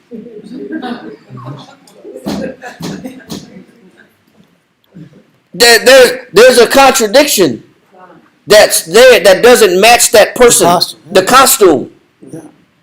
You like to put on a show one way, but behind closed doors, you're an angry person. You're actually bitter. And you take your hate out on people. Yes, sir. The definition of wrath, the effects of anger. Yeah, it's actions motivated out of anger is one of the definitions of wrath. It's the things that you act out because you're angry. You like to lash out. You don't actually like peace. You like the room to be tense. You like the house to be on edge. Yeah. You like to ruffle feathers. When you come in, you like to ruffle everything up. You want your presence to be felt. You want to be respected. Or if not respected, I'd rather be feared than respected. And loved. Than loved. That's people. That's people. So the Most High can see what's really in us. He said, you beat people down. But yet, you asking me, where's the blessing? You're asking me, where's the acknowledgement? You're saying, I'm trying to get to know you. I seek me daily. You seek me daily. You want to learn my ways. But I'm watching what you do when nobody else is watching. I see the real person that you are when nobody's around. You like to argue. You like to fight. You're contentious as hell. You like to attack people. But yet, you got a spiritual costume on. But you like to crush spirits. You like to make people feel small. You like to intimidate people. But I'm watching you. And you wonder where the blessing is. And you wonder why I haven't taken notice of all your sacrifices and your fast. You know what the Most High sees in us? Exactly what Christ was telling his disciples not to be. Hypocrites. The Most High can see the hypocrisy in us. I see the way you are when ain't nobody around. You're really negative. You got a lot of negative energy. And you talk down on people around you. And you crush their spirit. You're not as meek. You're not as temperate. You're not as lowly. You're not as giving. You're not as charitable as you come across. Read on. He who smote the people in wrath with a continual stroke. He that ruled the nations in anger. He said, you like to rule people in what? Anger. You like to take your anger out on people. How can you get a blessing from the Most High and you haven't removed your anger? How can you get rewarded from the Most High and expect him to take notice of your fast and your sacrifices and you still charged up on the inside?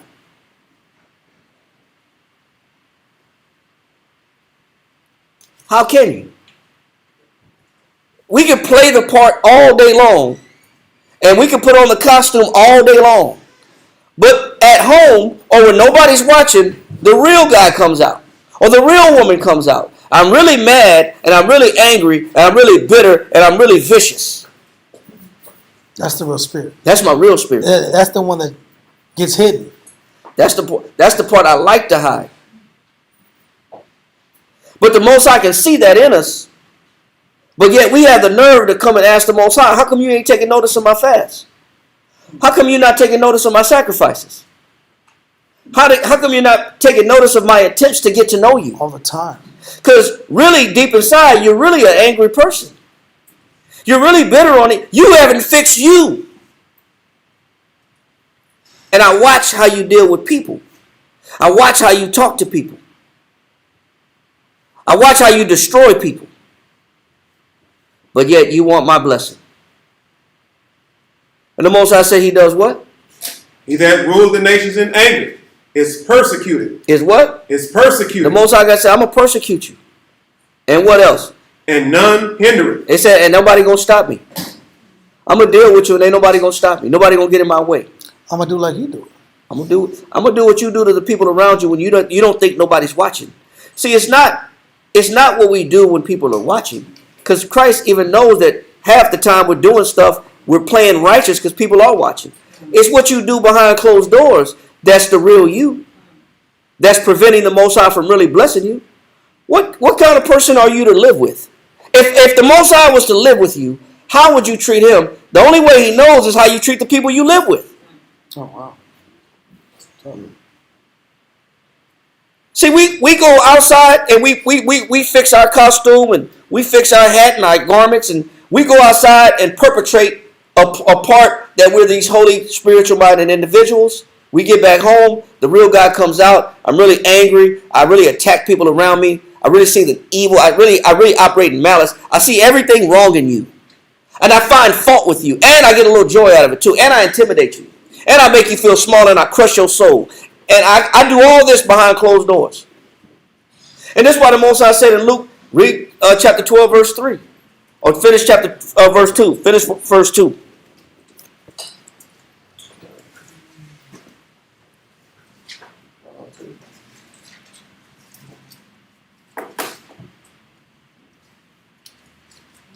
Luke chapter 12, verse 2. Start back at the top. Mm-hmm.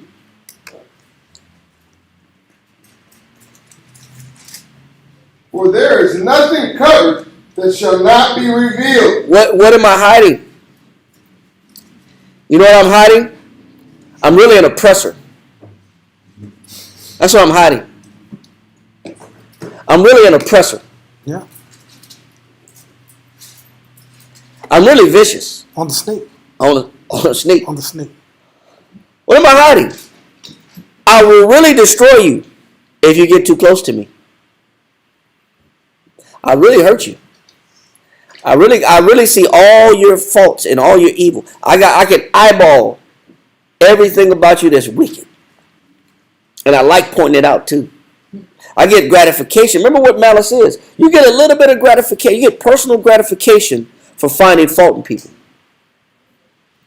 So behind the costume, behind the mask, behind the smile, behind the shalom is a really bitter, angry person. What am I hiding? What we're hiding is the real side that we haven't fixed. This is the part that Christ said when you go to the Passover. He says you got to get that leaven out. He said don't come to this Passover unless you get that leaven out. The part that you don't show everybody. The part about you that's oppressive in nature. That's corrosive. That's toxic. Get that out before you come to this Passover. Get that leaven out before you focus on the bread and the crackers. Get that evil out. Don't observe the Passover with the leaven of malice. And that's exactly what he's talking about. Because there's something that we're hiding. Finish that? Down in verse 3. Slakia finishes 2. Neither hid that shall not be known. He said, hey, I see everything you do. You can put on a performance in front of people, but I watch how you deal at home. Wow. I watch how you treat these children. I watch how you treat your husband. I watch how you treat your wife. I watch how you treat your brothers and sisters. I'm watching you. That's why I said there's nothing you can't hide. You can't hide from the Most High. He see it all. Go back and finish that in Isaiah 58. This time read verse 4. Hold we yet. I'm on.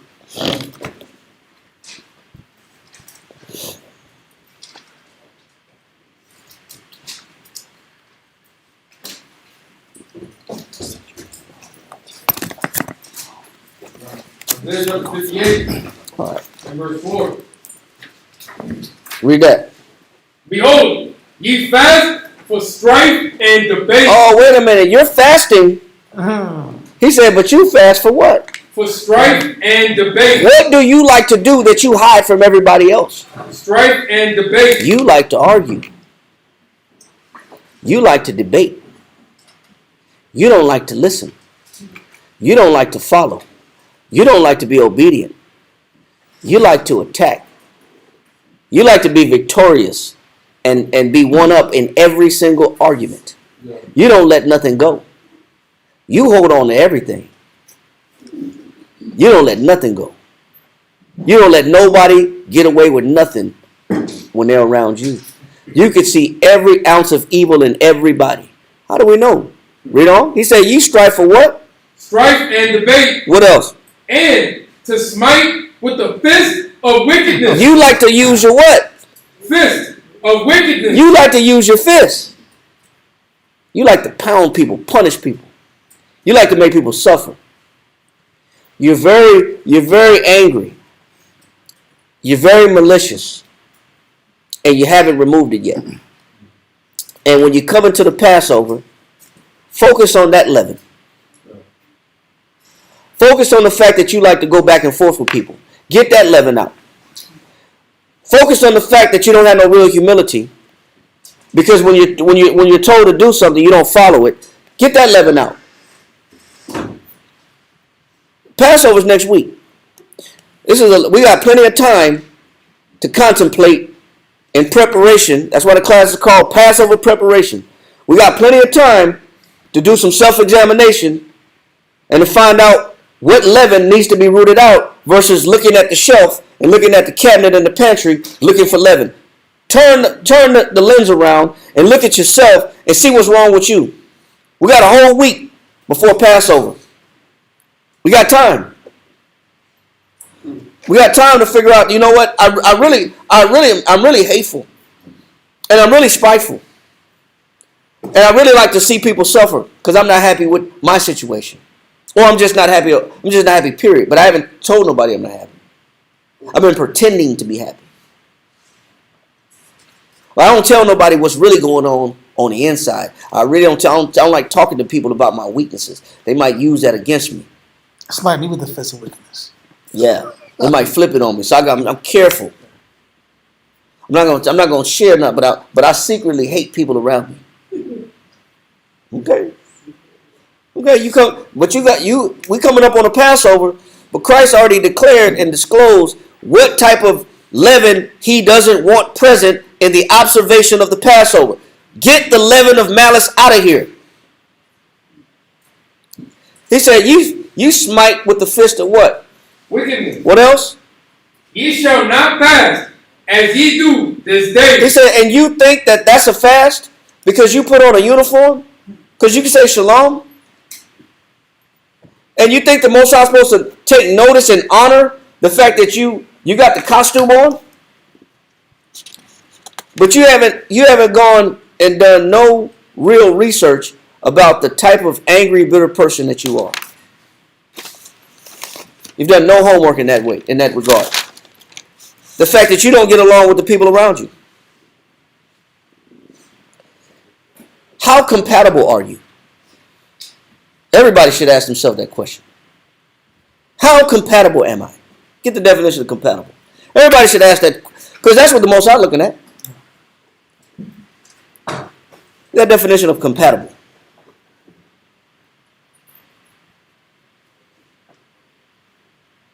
Compatible.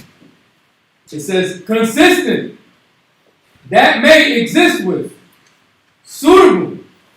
Not incongruous. It says suitable, consistent, what? It says not incongruous. Incongruent. Incongruent. Meaning not even. I'm unequal. I'm not unequal. I'm fair. I'm consistent. I don't have these elevation spikes. I'm cool with you one day, I hate you the next. I'm even. Even tempered. What you got? It says compatible describes people or things that get along together harmoniously without conflict or needing changes. He says people that do what? People or things that get along together. So the Most High he's looking at you wanting to have a relationship with him, but he's watching your relationships. The Most High is watching each and every one of our relationships at home. How are you dealing with the people that you live with? When there should be compatibility, which is getting along with what? Together, harmoniously. On the same page. What else? Without conflict. Without or what? Changes. Without conflict. Or what? Or needing changes. Or needing changes. So now we gotta rearrange the living conditions because we don't get along. We got to talk about divorce. We got to talk about separation. We got to talk about you getting your own place. We got to talk about me getting my own place because we don't see eye to eye. We talk about me getting my own space. Why am I having these conversations? I need my space. Why am I having these conversations? Because I'm incompatible. And the Most High is watching all this. You hard to live with. But yet you do all these sacrifices and you think I'm supposed to take notice of it and honor you and respect you and acknowledge you and validate your offering and reward your offering. but you're not compatible with the people that you live with. Why don't you fix that first? Why don't you learn what it means to be compatible with the people you live with, to get along, to be in agreement with, not see the evil in?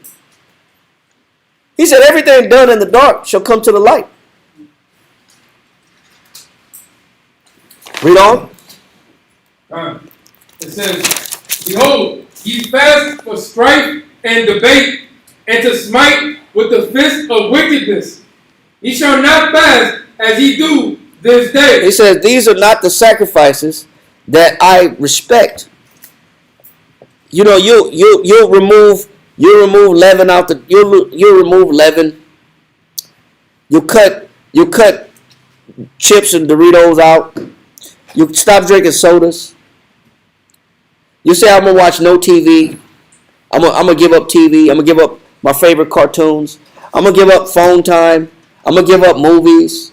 I'm gonna give up all. You'll find something to exercise and remove out of yourself, but you skip one of the most important things to remove. What do we not remove? That leaven, which is what? Incompatibility. That incompatibility and that wickedness and that ability to see everything wrong with the people around me. More than the chips, more than the alcohol, more than the TV, phone time, whatever little pleasure or privilege that you choose to give up as a fast, Most High really ain't looking at that. What he cares more about is how compatible are you to be around? How easy is it for people to get along with you? Can you make relationships work? Or does everything got to be a fight? Everything got to be an argument. Damn it, every day it's got to be an argument? Damn it, every day? If we argue damn it every day, even 3 times a week, even 3 times a month, it's too much. Wow. What am I showing the Most High? Not compatible. And that's what the Most High is looking at to honor your sacrifices, whether to take notice of it. You're telling the Most High, you're telling the Most High, I'm too contentious to bless. Don't bless me. Yeah. You're saying. You're saying don't bless me. You're telling the Most High, I want a relationship with you, but I'm an abuser. Come on. Yes, sir. I was going to say another thing that you look at it. You got to speak up. I want the camera to hear you. Another thing that you got to show is that what you're showing the Most High is you got hatred in your heart. Yes. Yes, that's exactly what you're showing. That is the main element of this coming Feast of Unleavened Bread. That's the bread, that's that bread of malice that Christ is talking about that he wants removed. Or Paul's talking about in Corinthians. That Christ said is the doctrine of the Pharisees, is hypocrisy. They pretend to be one way, but they're vicious on the other side. They have no mercy. They have no compassion. They're spiteful.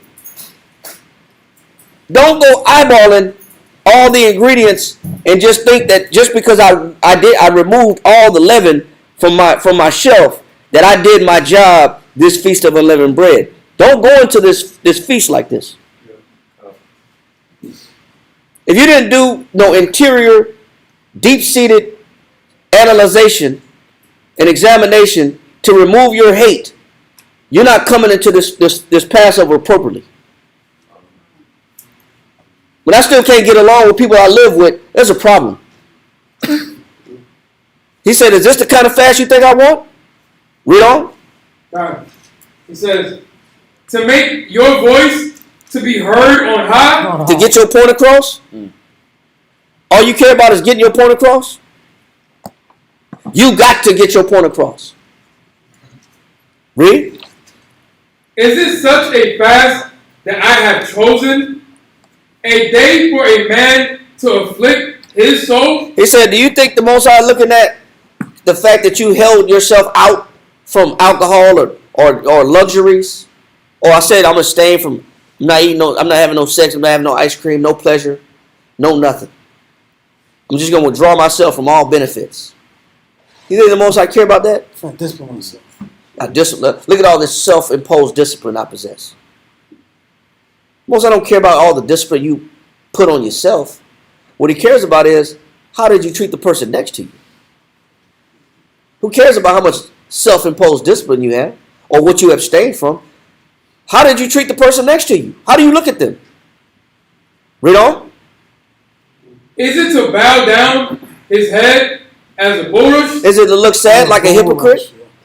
A bull, when a bull rushes, he put his head down. So it's about looking sad, like Christ said. The hypocrites look sad. The Pharisees look sad. Ecclesiastes said a wicked man looks sad. Is it about looking sad? We come to this feast of unleavened bread looking sad? No. Read. And to spread sackcloth and ashes under him? I'm coming to look humble. I'm coming to appear humble this Passover. Is it about the looking humble? Read on. Wilt thou call this a fast? Read on. And acceptable day to the Most High? Read on. Is not this the fast that I have chosen? He says, why don't you think about what I consider a fast? What I consider important that you remove. What does the Most High consider important that we remove? Read. To loose the bands of wickedness. To stop being what? Wicked. Stop being wicked. Stop holding wickedness over people's heads. Thinking that the world owe you something. Treating everybody like they owe you something.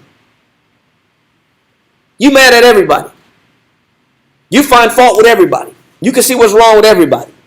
He says to loose the bands of wickedness. What else? To undo the heavy burdens. You know what? I'm not forgiving. I don't forgive nobody. Yeah. You hurt me, and you know what? I'm gonna mark you. I'm gonna get you back. It's just only a matter of time. I get my revenge. I got a score to settle with you. Wait till you get home today. I ain't like what you said this morning. Wait till you get home. This conversation ain't over. This ain't over, man. That's somebody after. Hey, we're going for round 2. We're going for round 2 later on. Yeah, wait till you get him. Wait till you. Wait till I got you. I got your number. We got a score to settle. Yes, sir. I will say, I'm gonna forgive you, but I won't forget. Yeah, but you know how we won't forget. We don't let nothing go because we argue about it later. It's an argument or a debate later. This ain't finished. Say it again. This ain't finished. This ain't finished, man. We ain't done yet. I hear no bell. Ain't no bell go off. That means it's 2 o'clock in the morning, but I still got to get my point across. And we finna go in on this. Because, it's about me satisfying my wrath. I got all this pent up, and you know what? Somebody got to hear it. Somebody got to feel it. Somebody going to get it. Yes, sir. And that Hebrew means to loosen the restraints of your enemies. Yeah. Meaning, forgive them. Forgive them. Let them go. You don't want to let nothing go. You want to talk about this all night, damn near every day until you pacify. You just don't know how to say, you know what? They don't know no better. I'm going to let this, forget it. I don't even want to keep this argument going more than past sundown. We ain't going to argue about the same damn thing every day this whole week. It's crazy. Because people do that. They find themselves in a routine. We arguing about the same thing again? We haven't got over this topic? We're going to revisit this issue that obviously was a problem, and we're going to fight about it all day? Damn, we still talking about this, huh? You don't let nothing go, do you? That hasn't came up yet. Yeah. Read on. Right.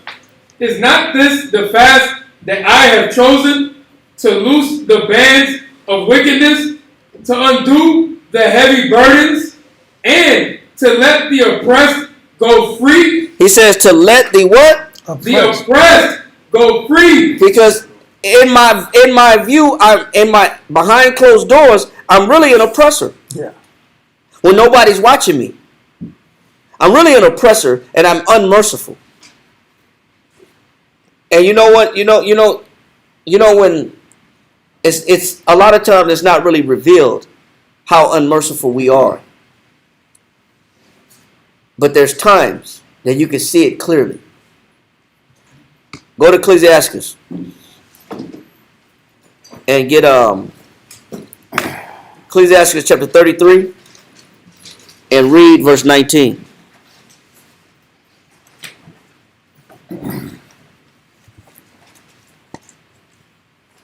Ecclesiastes 33 and 19. Give not thy son and wife, thy brother and friend, power over thee while thou livest.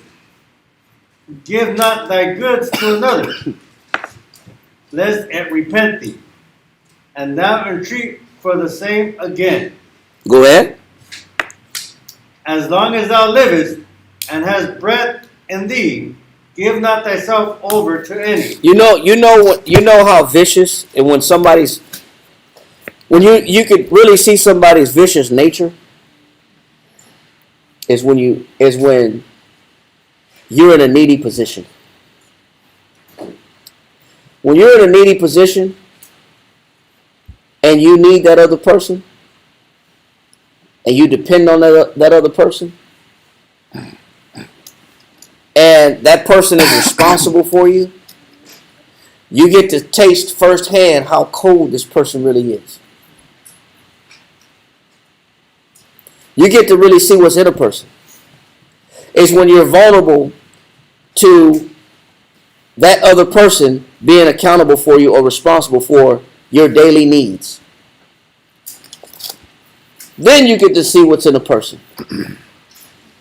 When that other person has the upper hand.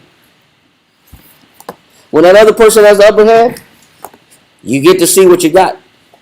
Read on. Verse 21.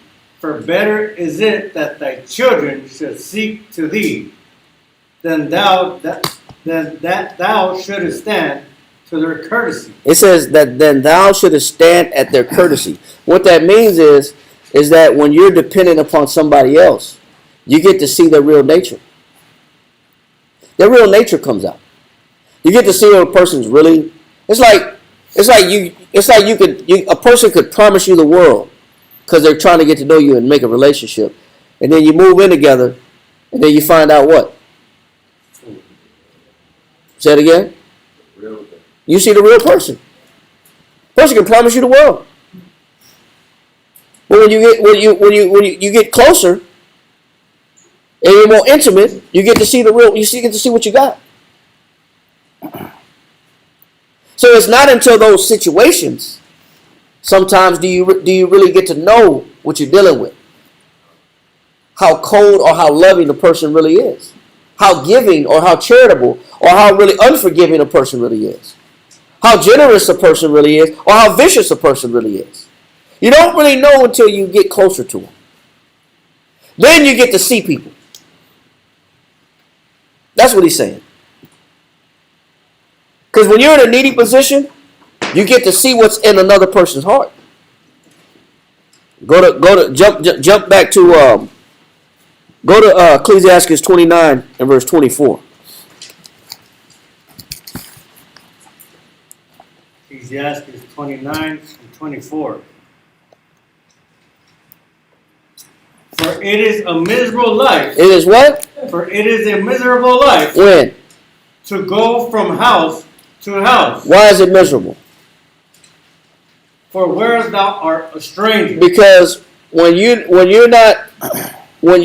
standing at somebody else's courtesy, when you're dependent upon somebody else for survival, you get to see the real them. You get to see how they're gonna really look at you. You're gonna feel how they really think about you. Read on. It says, for where thou art a stranger, thou darest not open thy mouth. And you bet not do what? Open thy mouth. You bet not open your mouth. You think I care about your opinion? You eating my food. You sucking up my AC. You using my electricity. You drinking my water bill. I don't want to hear nothing you got to say. Golly, man. This lease is in my name. That's the one. This is my name is on the lease. Yeah. Your name ain't on the lease. You don't get to make decisions in this house. You only here because I want you here. You eat what I give you. Yeah. The door is closed at midnight. The door don't open again until 6 o'clock in the morning. You got a curfew. This ain't a hotel. You don't get a key. I gotta let you in. Oh. Wait here at the door until I get home from work. Damn. You don't get a key. Only residents have keys. Only homeowners have keys here.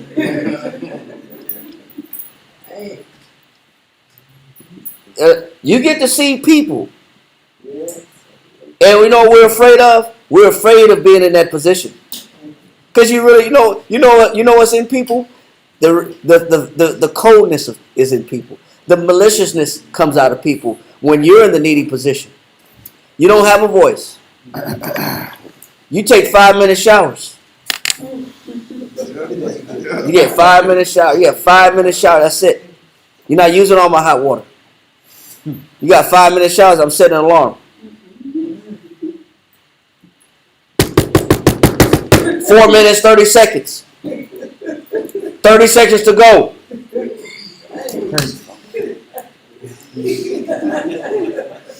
Right or wrong? You didn't know that was in that person. You didn't know they was built like that.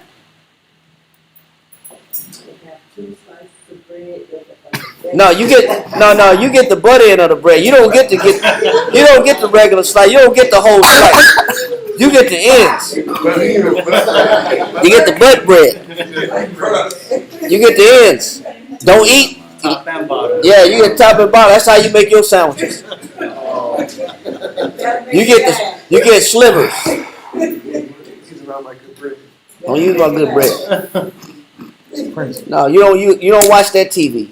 You watch the guest TV. You don't sit over here. You sit in the den. You sit in the den. You can't. Yeah, you can't sit in here. You can't come in here while I'm in here. You don't pay the cable bill. You don't watch shows in here.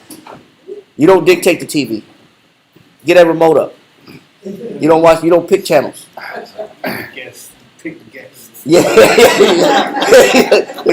the guest on the Roku. Watch as a guest on the Roku. That's crazy. Yeah, because you don't get to make it. No, you don't buy movies here. You don't get to buy movies. You don't really see what's in people until you're in a position of need. And then, what the Most High is watching is how you treat the people that are your guests. That's what the Most High looking at. You think you got a free reign to talk to people a certain way, to treat people a certain way, but the Most High watching you deal with them. He said what? It says, for it is a miserable life to go from house to house, where thou art a stranger, that thou darest not open thy mouth. You better not open your mouth. You don't pick nothing. You get what you get, and you don't throw a fit. You don't get to wear my clothes. You get to wear the hand-me-downs. We don't shed it. You don't go in my closet. Those are off limits. Read on. Verse 25. Thou shalt entertain. He said, you gonna entertain. You got all the jokes. You bringing all the jokes, all the entertainment. You trying to beautify, modify, enhance the living conditions. Read on. And feast. And you gonna cook. You gonna serve. Read. And have no thanks. And you gonna have no what? No thanks. You were supposed to do that. You were supposed to clean that kitchen. You were supposed to. Yeah, that's what you should do. This is only a 6-month agreement. You should have cleaned that toilet. You used it. That's what you're supposed to do. You're supposed to wash the dishes after I eat. That's what you're supposed to do. Read on. Moreover, thou shalt hear bitter words. It said, and you're going to hear what? Bitter words. When do you really know what's inside of people? When you need them. When you need people, it's when you know what's really in them. And the Most High is seeing all of this treatment, this maltreatment. You know, it said in Leviticus, read Leviticus chapter 19, verse 33. Read Leviticus chapter 19, verse 33. God.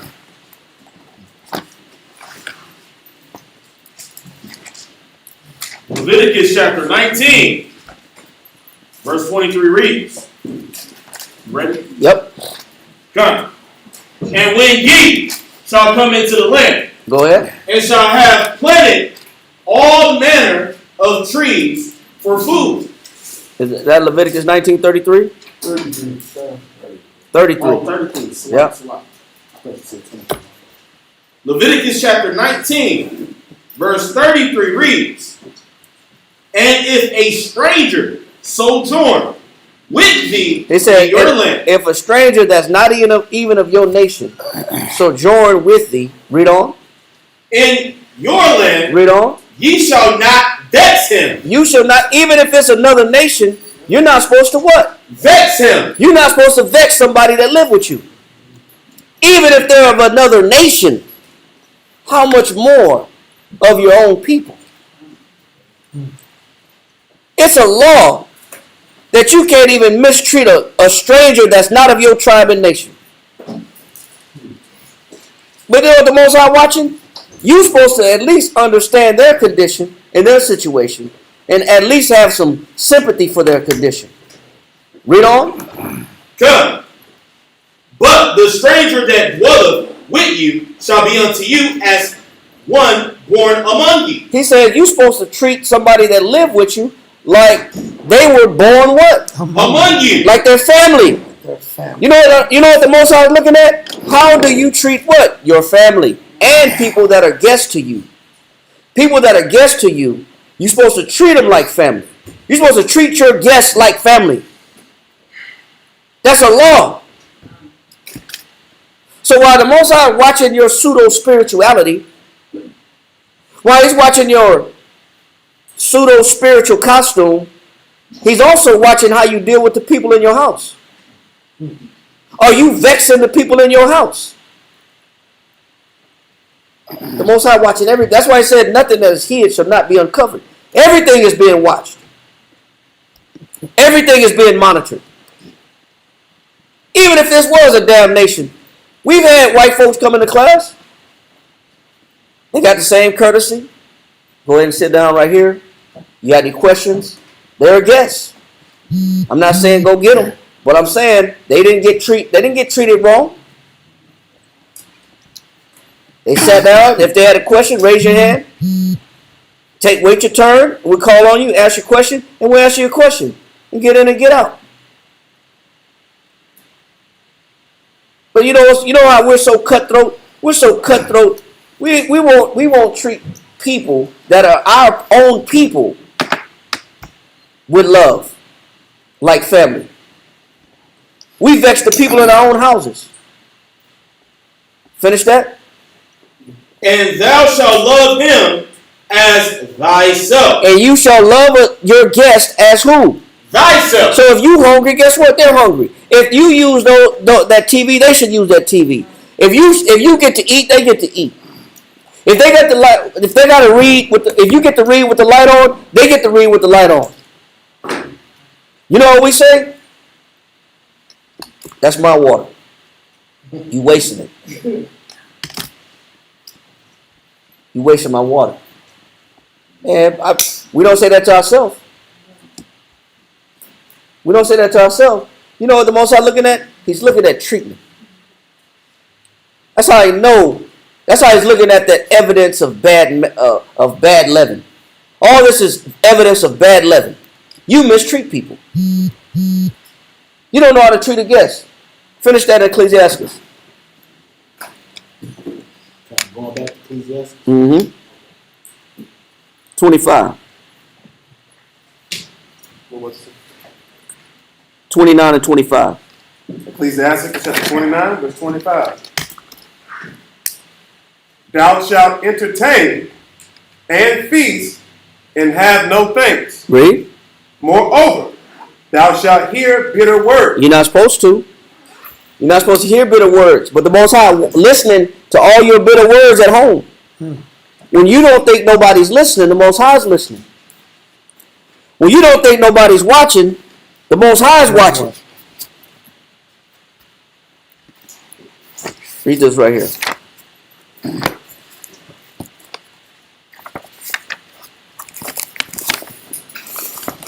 Read it quick. It says, for in the first place. For in the first place, man does not judge as God judges. He said, man don't judge like God judges. This is follow page 752. 752. Read. Because we investigate He said, we investigate. Go ahead. what is visible He said, we only look at the outside. Read on. what is visible to ourselves. Go ahead. But he descends It says the Most High descends where? into the secret recesses. It says, Philo said the Most High dives deeper than what we do. He says the Most High descends into the secret recesses. Go ahead. Of the soul without making any noise. He says the Most High dives down into your mind. He says without making any noise. The Most High creep. The Most High be in your house. He be in your house watching how you mistreat people in your house. And he said he don't make a sound. But he's watching all the arguments, all the strife, all the debate, all the vexation that you give the person that you're supposed to be showing hospitality to and being generous to. He watch all the merciless conversations. And he don't make a sound. He just be watching, taking notes. While you arguing and fabricating some hate, the Most High is watching, taking notes. Oh, you talk to people like me. This is how you really talk to people, huh? That's how you talk to my sheep, huh? You really ain't got a lot of love in you, do you? I'm watching how you deal with my people. Read on. And there contemplates the mind. It says there, the Most High contemplates the mind, which we know the Most High said he weighs the heart and judges the reins. Read. In the clear light. He says, and he watches the mind as if it's what? Clear light. Like it's daytime. Like it's daytime. This is nighttime. That means everything you do at home when nobody's watching, the Most High sees it with 100% clarity. And you think you deserve a blessing. Or you think you should be honored and rewarded for your sacrifices and your fast. But on the flip side, you got all this malice in your heart.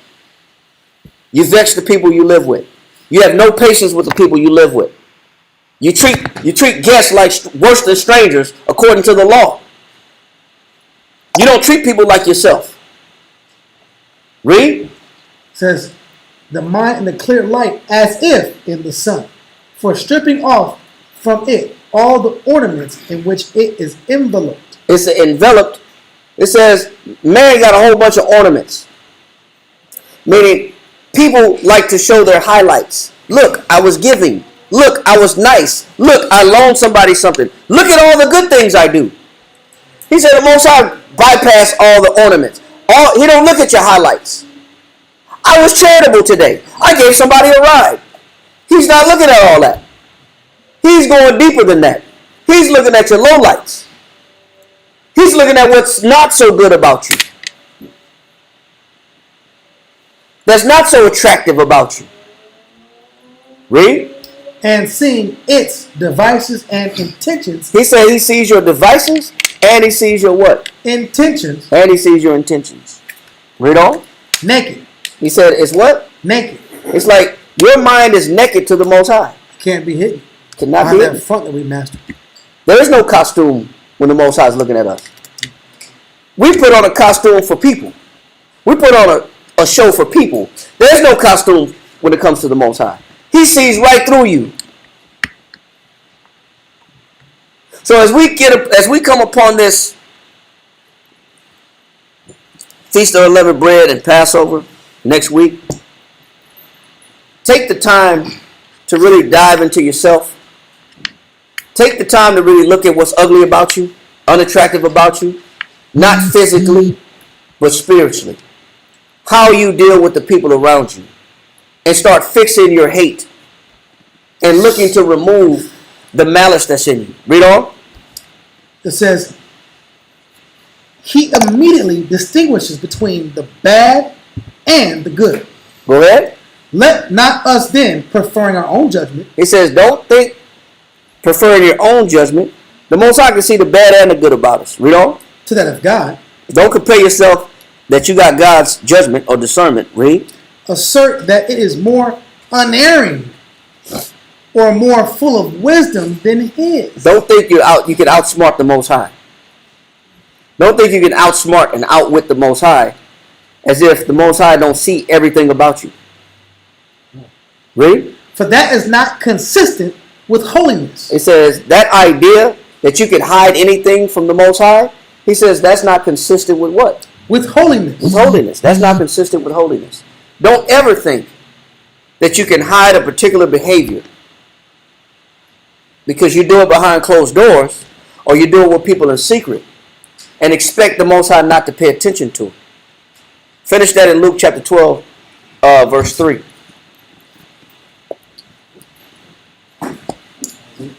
Luke 12 and 3. Therefore, whatsoever ye have spoken in darkness. It says, whatever you speak in what? In darkness. Whatever you think nobody's paying attention to. Who's paying attention to it?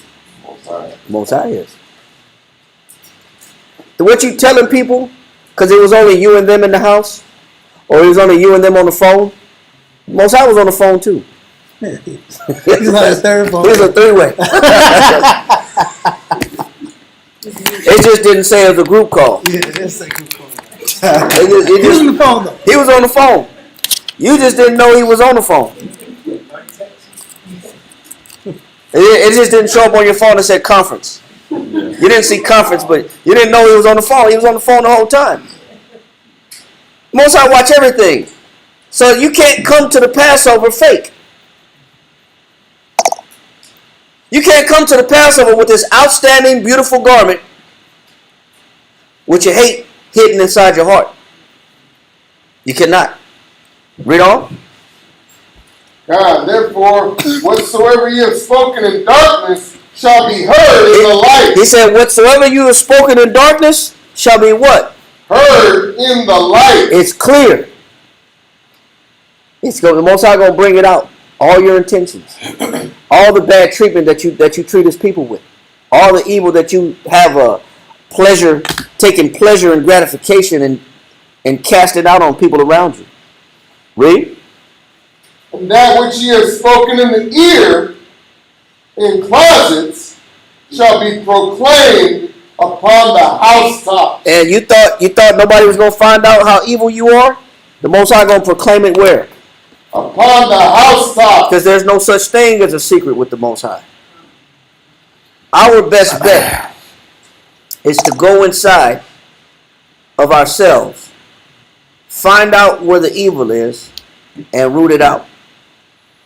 And it starts with how you treat the people around you. Last verse, Romans chapter 12, verse 18.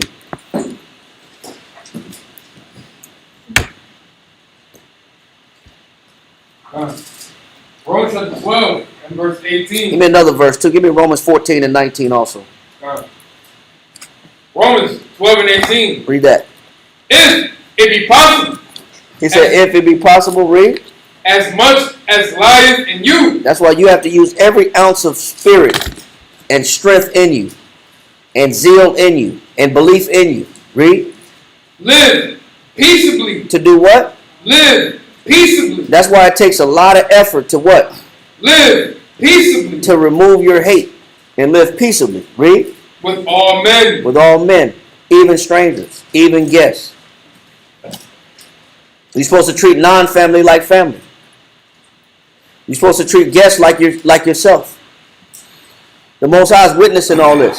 Don't come into the Passover being fraudulent. Romans chapter 14, verse 19. Romans 14 and 19. Let us, therefore, follow after the things which make for peace. You're supposed to be trying to practice everything that makes what? For peace. Everything that establishes peace, we're supposed to be practicing that. How do I practice making peace with people that I may not agree with? How do I, say it again? You learn them and you compromise. Because everything is not your way. You have to be selfless. Everything is not going to be according to how you like it. It's a give and a take. What hospitality is about entertaining guests or strangers for their sentiment. That means I have to give in to doing the things that they like, not just about what I like. It's not the me show. You never learn peace when it's the me show. That's true. Read on. Let us therefore follow after the things which make for peace. Read on. And things wherewith one may edify another. So all my conversations should be turned instead of tearing you down. My conversation should be delivering some momentum to build you up. I should be gearing my conversations for positive effects, building you up instead of tearing you down. The Most High is watching. If all your conversations are negative and threatening and attacking, you're not building nobody up with that kind of speech. You're not helping anybody. The word edify means to build up morally, spiritually, and intellectually. How are you helping somebody tearing somebody down? You have to retrain how you operate as a brother, as a friend, as a sister, as a guide, as a help. I got to rearrange myself as a husband, retrain myself as a wife. My conversation should be building the other person up, not tearing them down, not just pointing out everything you do wrong. What do you do good? And let me embark on that. Let me encourage you in the things you do good and help you do the things that you do wrong and make it better. So as we come upon this Feast of Unleavened Bread, is Christ talking about just bread? No. What is he talking about? Say it again. Taking out the things, the leaven in you. Yes, sir. It says right here. 11.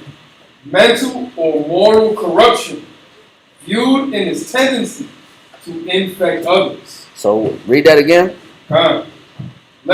Write that down. 11. It says mental or moral corruption. So is the leaven physical? Is the leaven dietary leaven? He said mental or moral what?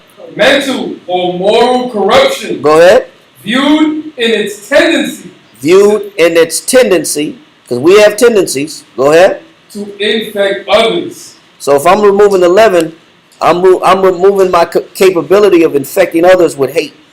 Yeah. Great definition. 11. Mental or moral corruption viewed in its tendency to infect others. And it's clear. So as we come upon this Passover, we got to make sure that that's the number one thing that we're rooting out. Okay. Any other questions? That's it. I think because we may not, for this reason also, we may not have class one of these days coming up. Not sure yet. I'm going to talk to War about it. But we may not have class for one of these days. We might do a feast here just to initiate the Passover. But also, we're going to celebrate the Passover with our other camps, Stream of Wisdom, in May. And then we'll probably also do the second Passover back here in San Antonio, probably here at the school here in San Antonio, 30 days after that Passover. But so we'll put together a schedule and figure out if we're gonna have class this weekend or next weekend coming up, starting the evening of the 31st. So let's go in there with the right mentality. All right. But the actual brotherhood aspect as far as us fellowshipping. We're going to do that in May 2nd. All right. With that, we're going to say shalom to the Water family for watching. We should have class on Friday. Is that you? Friday? Elisha.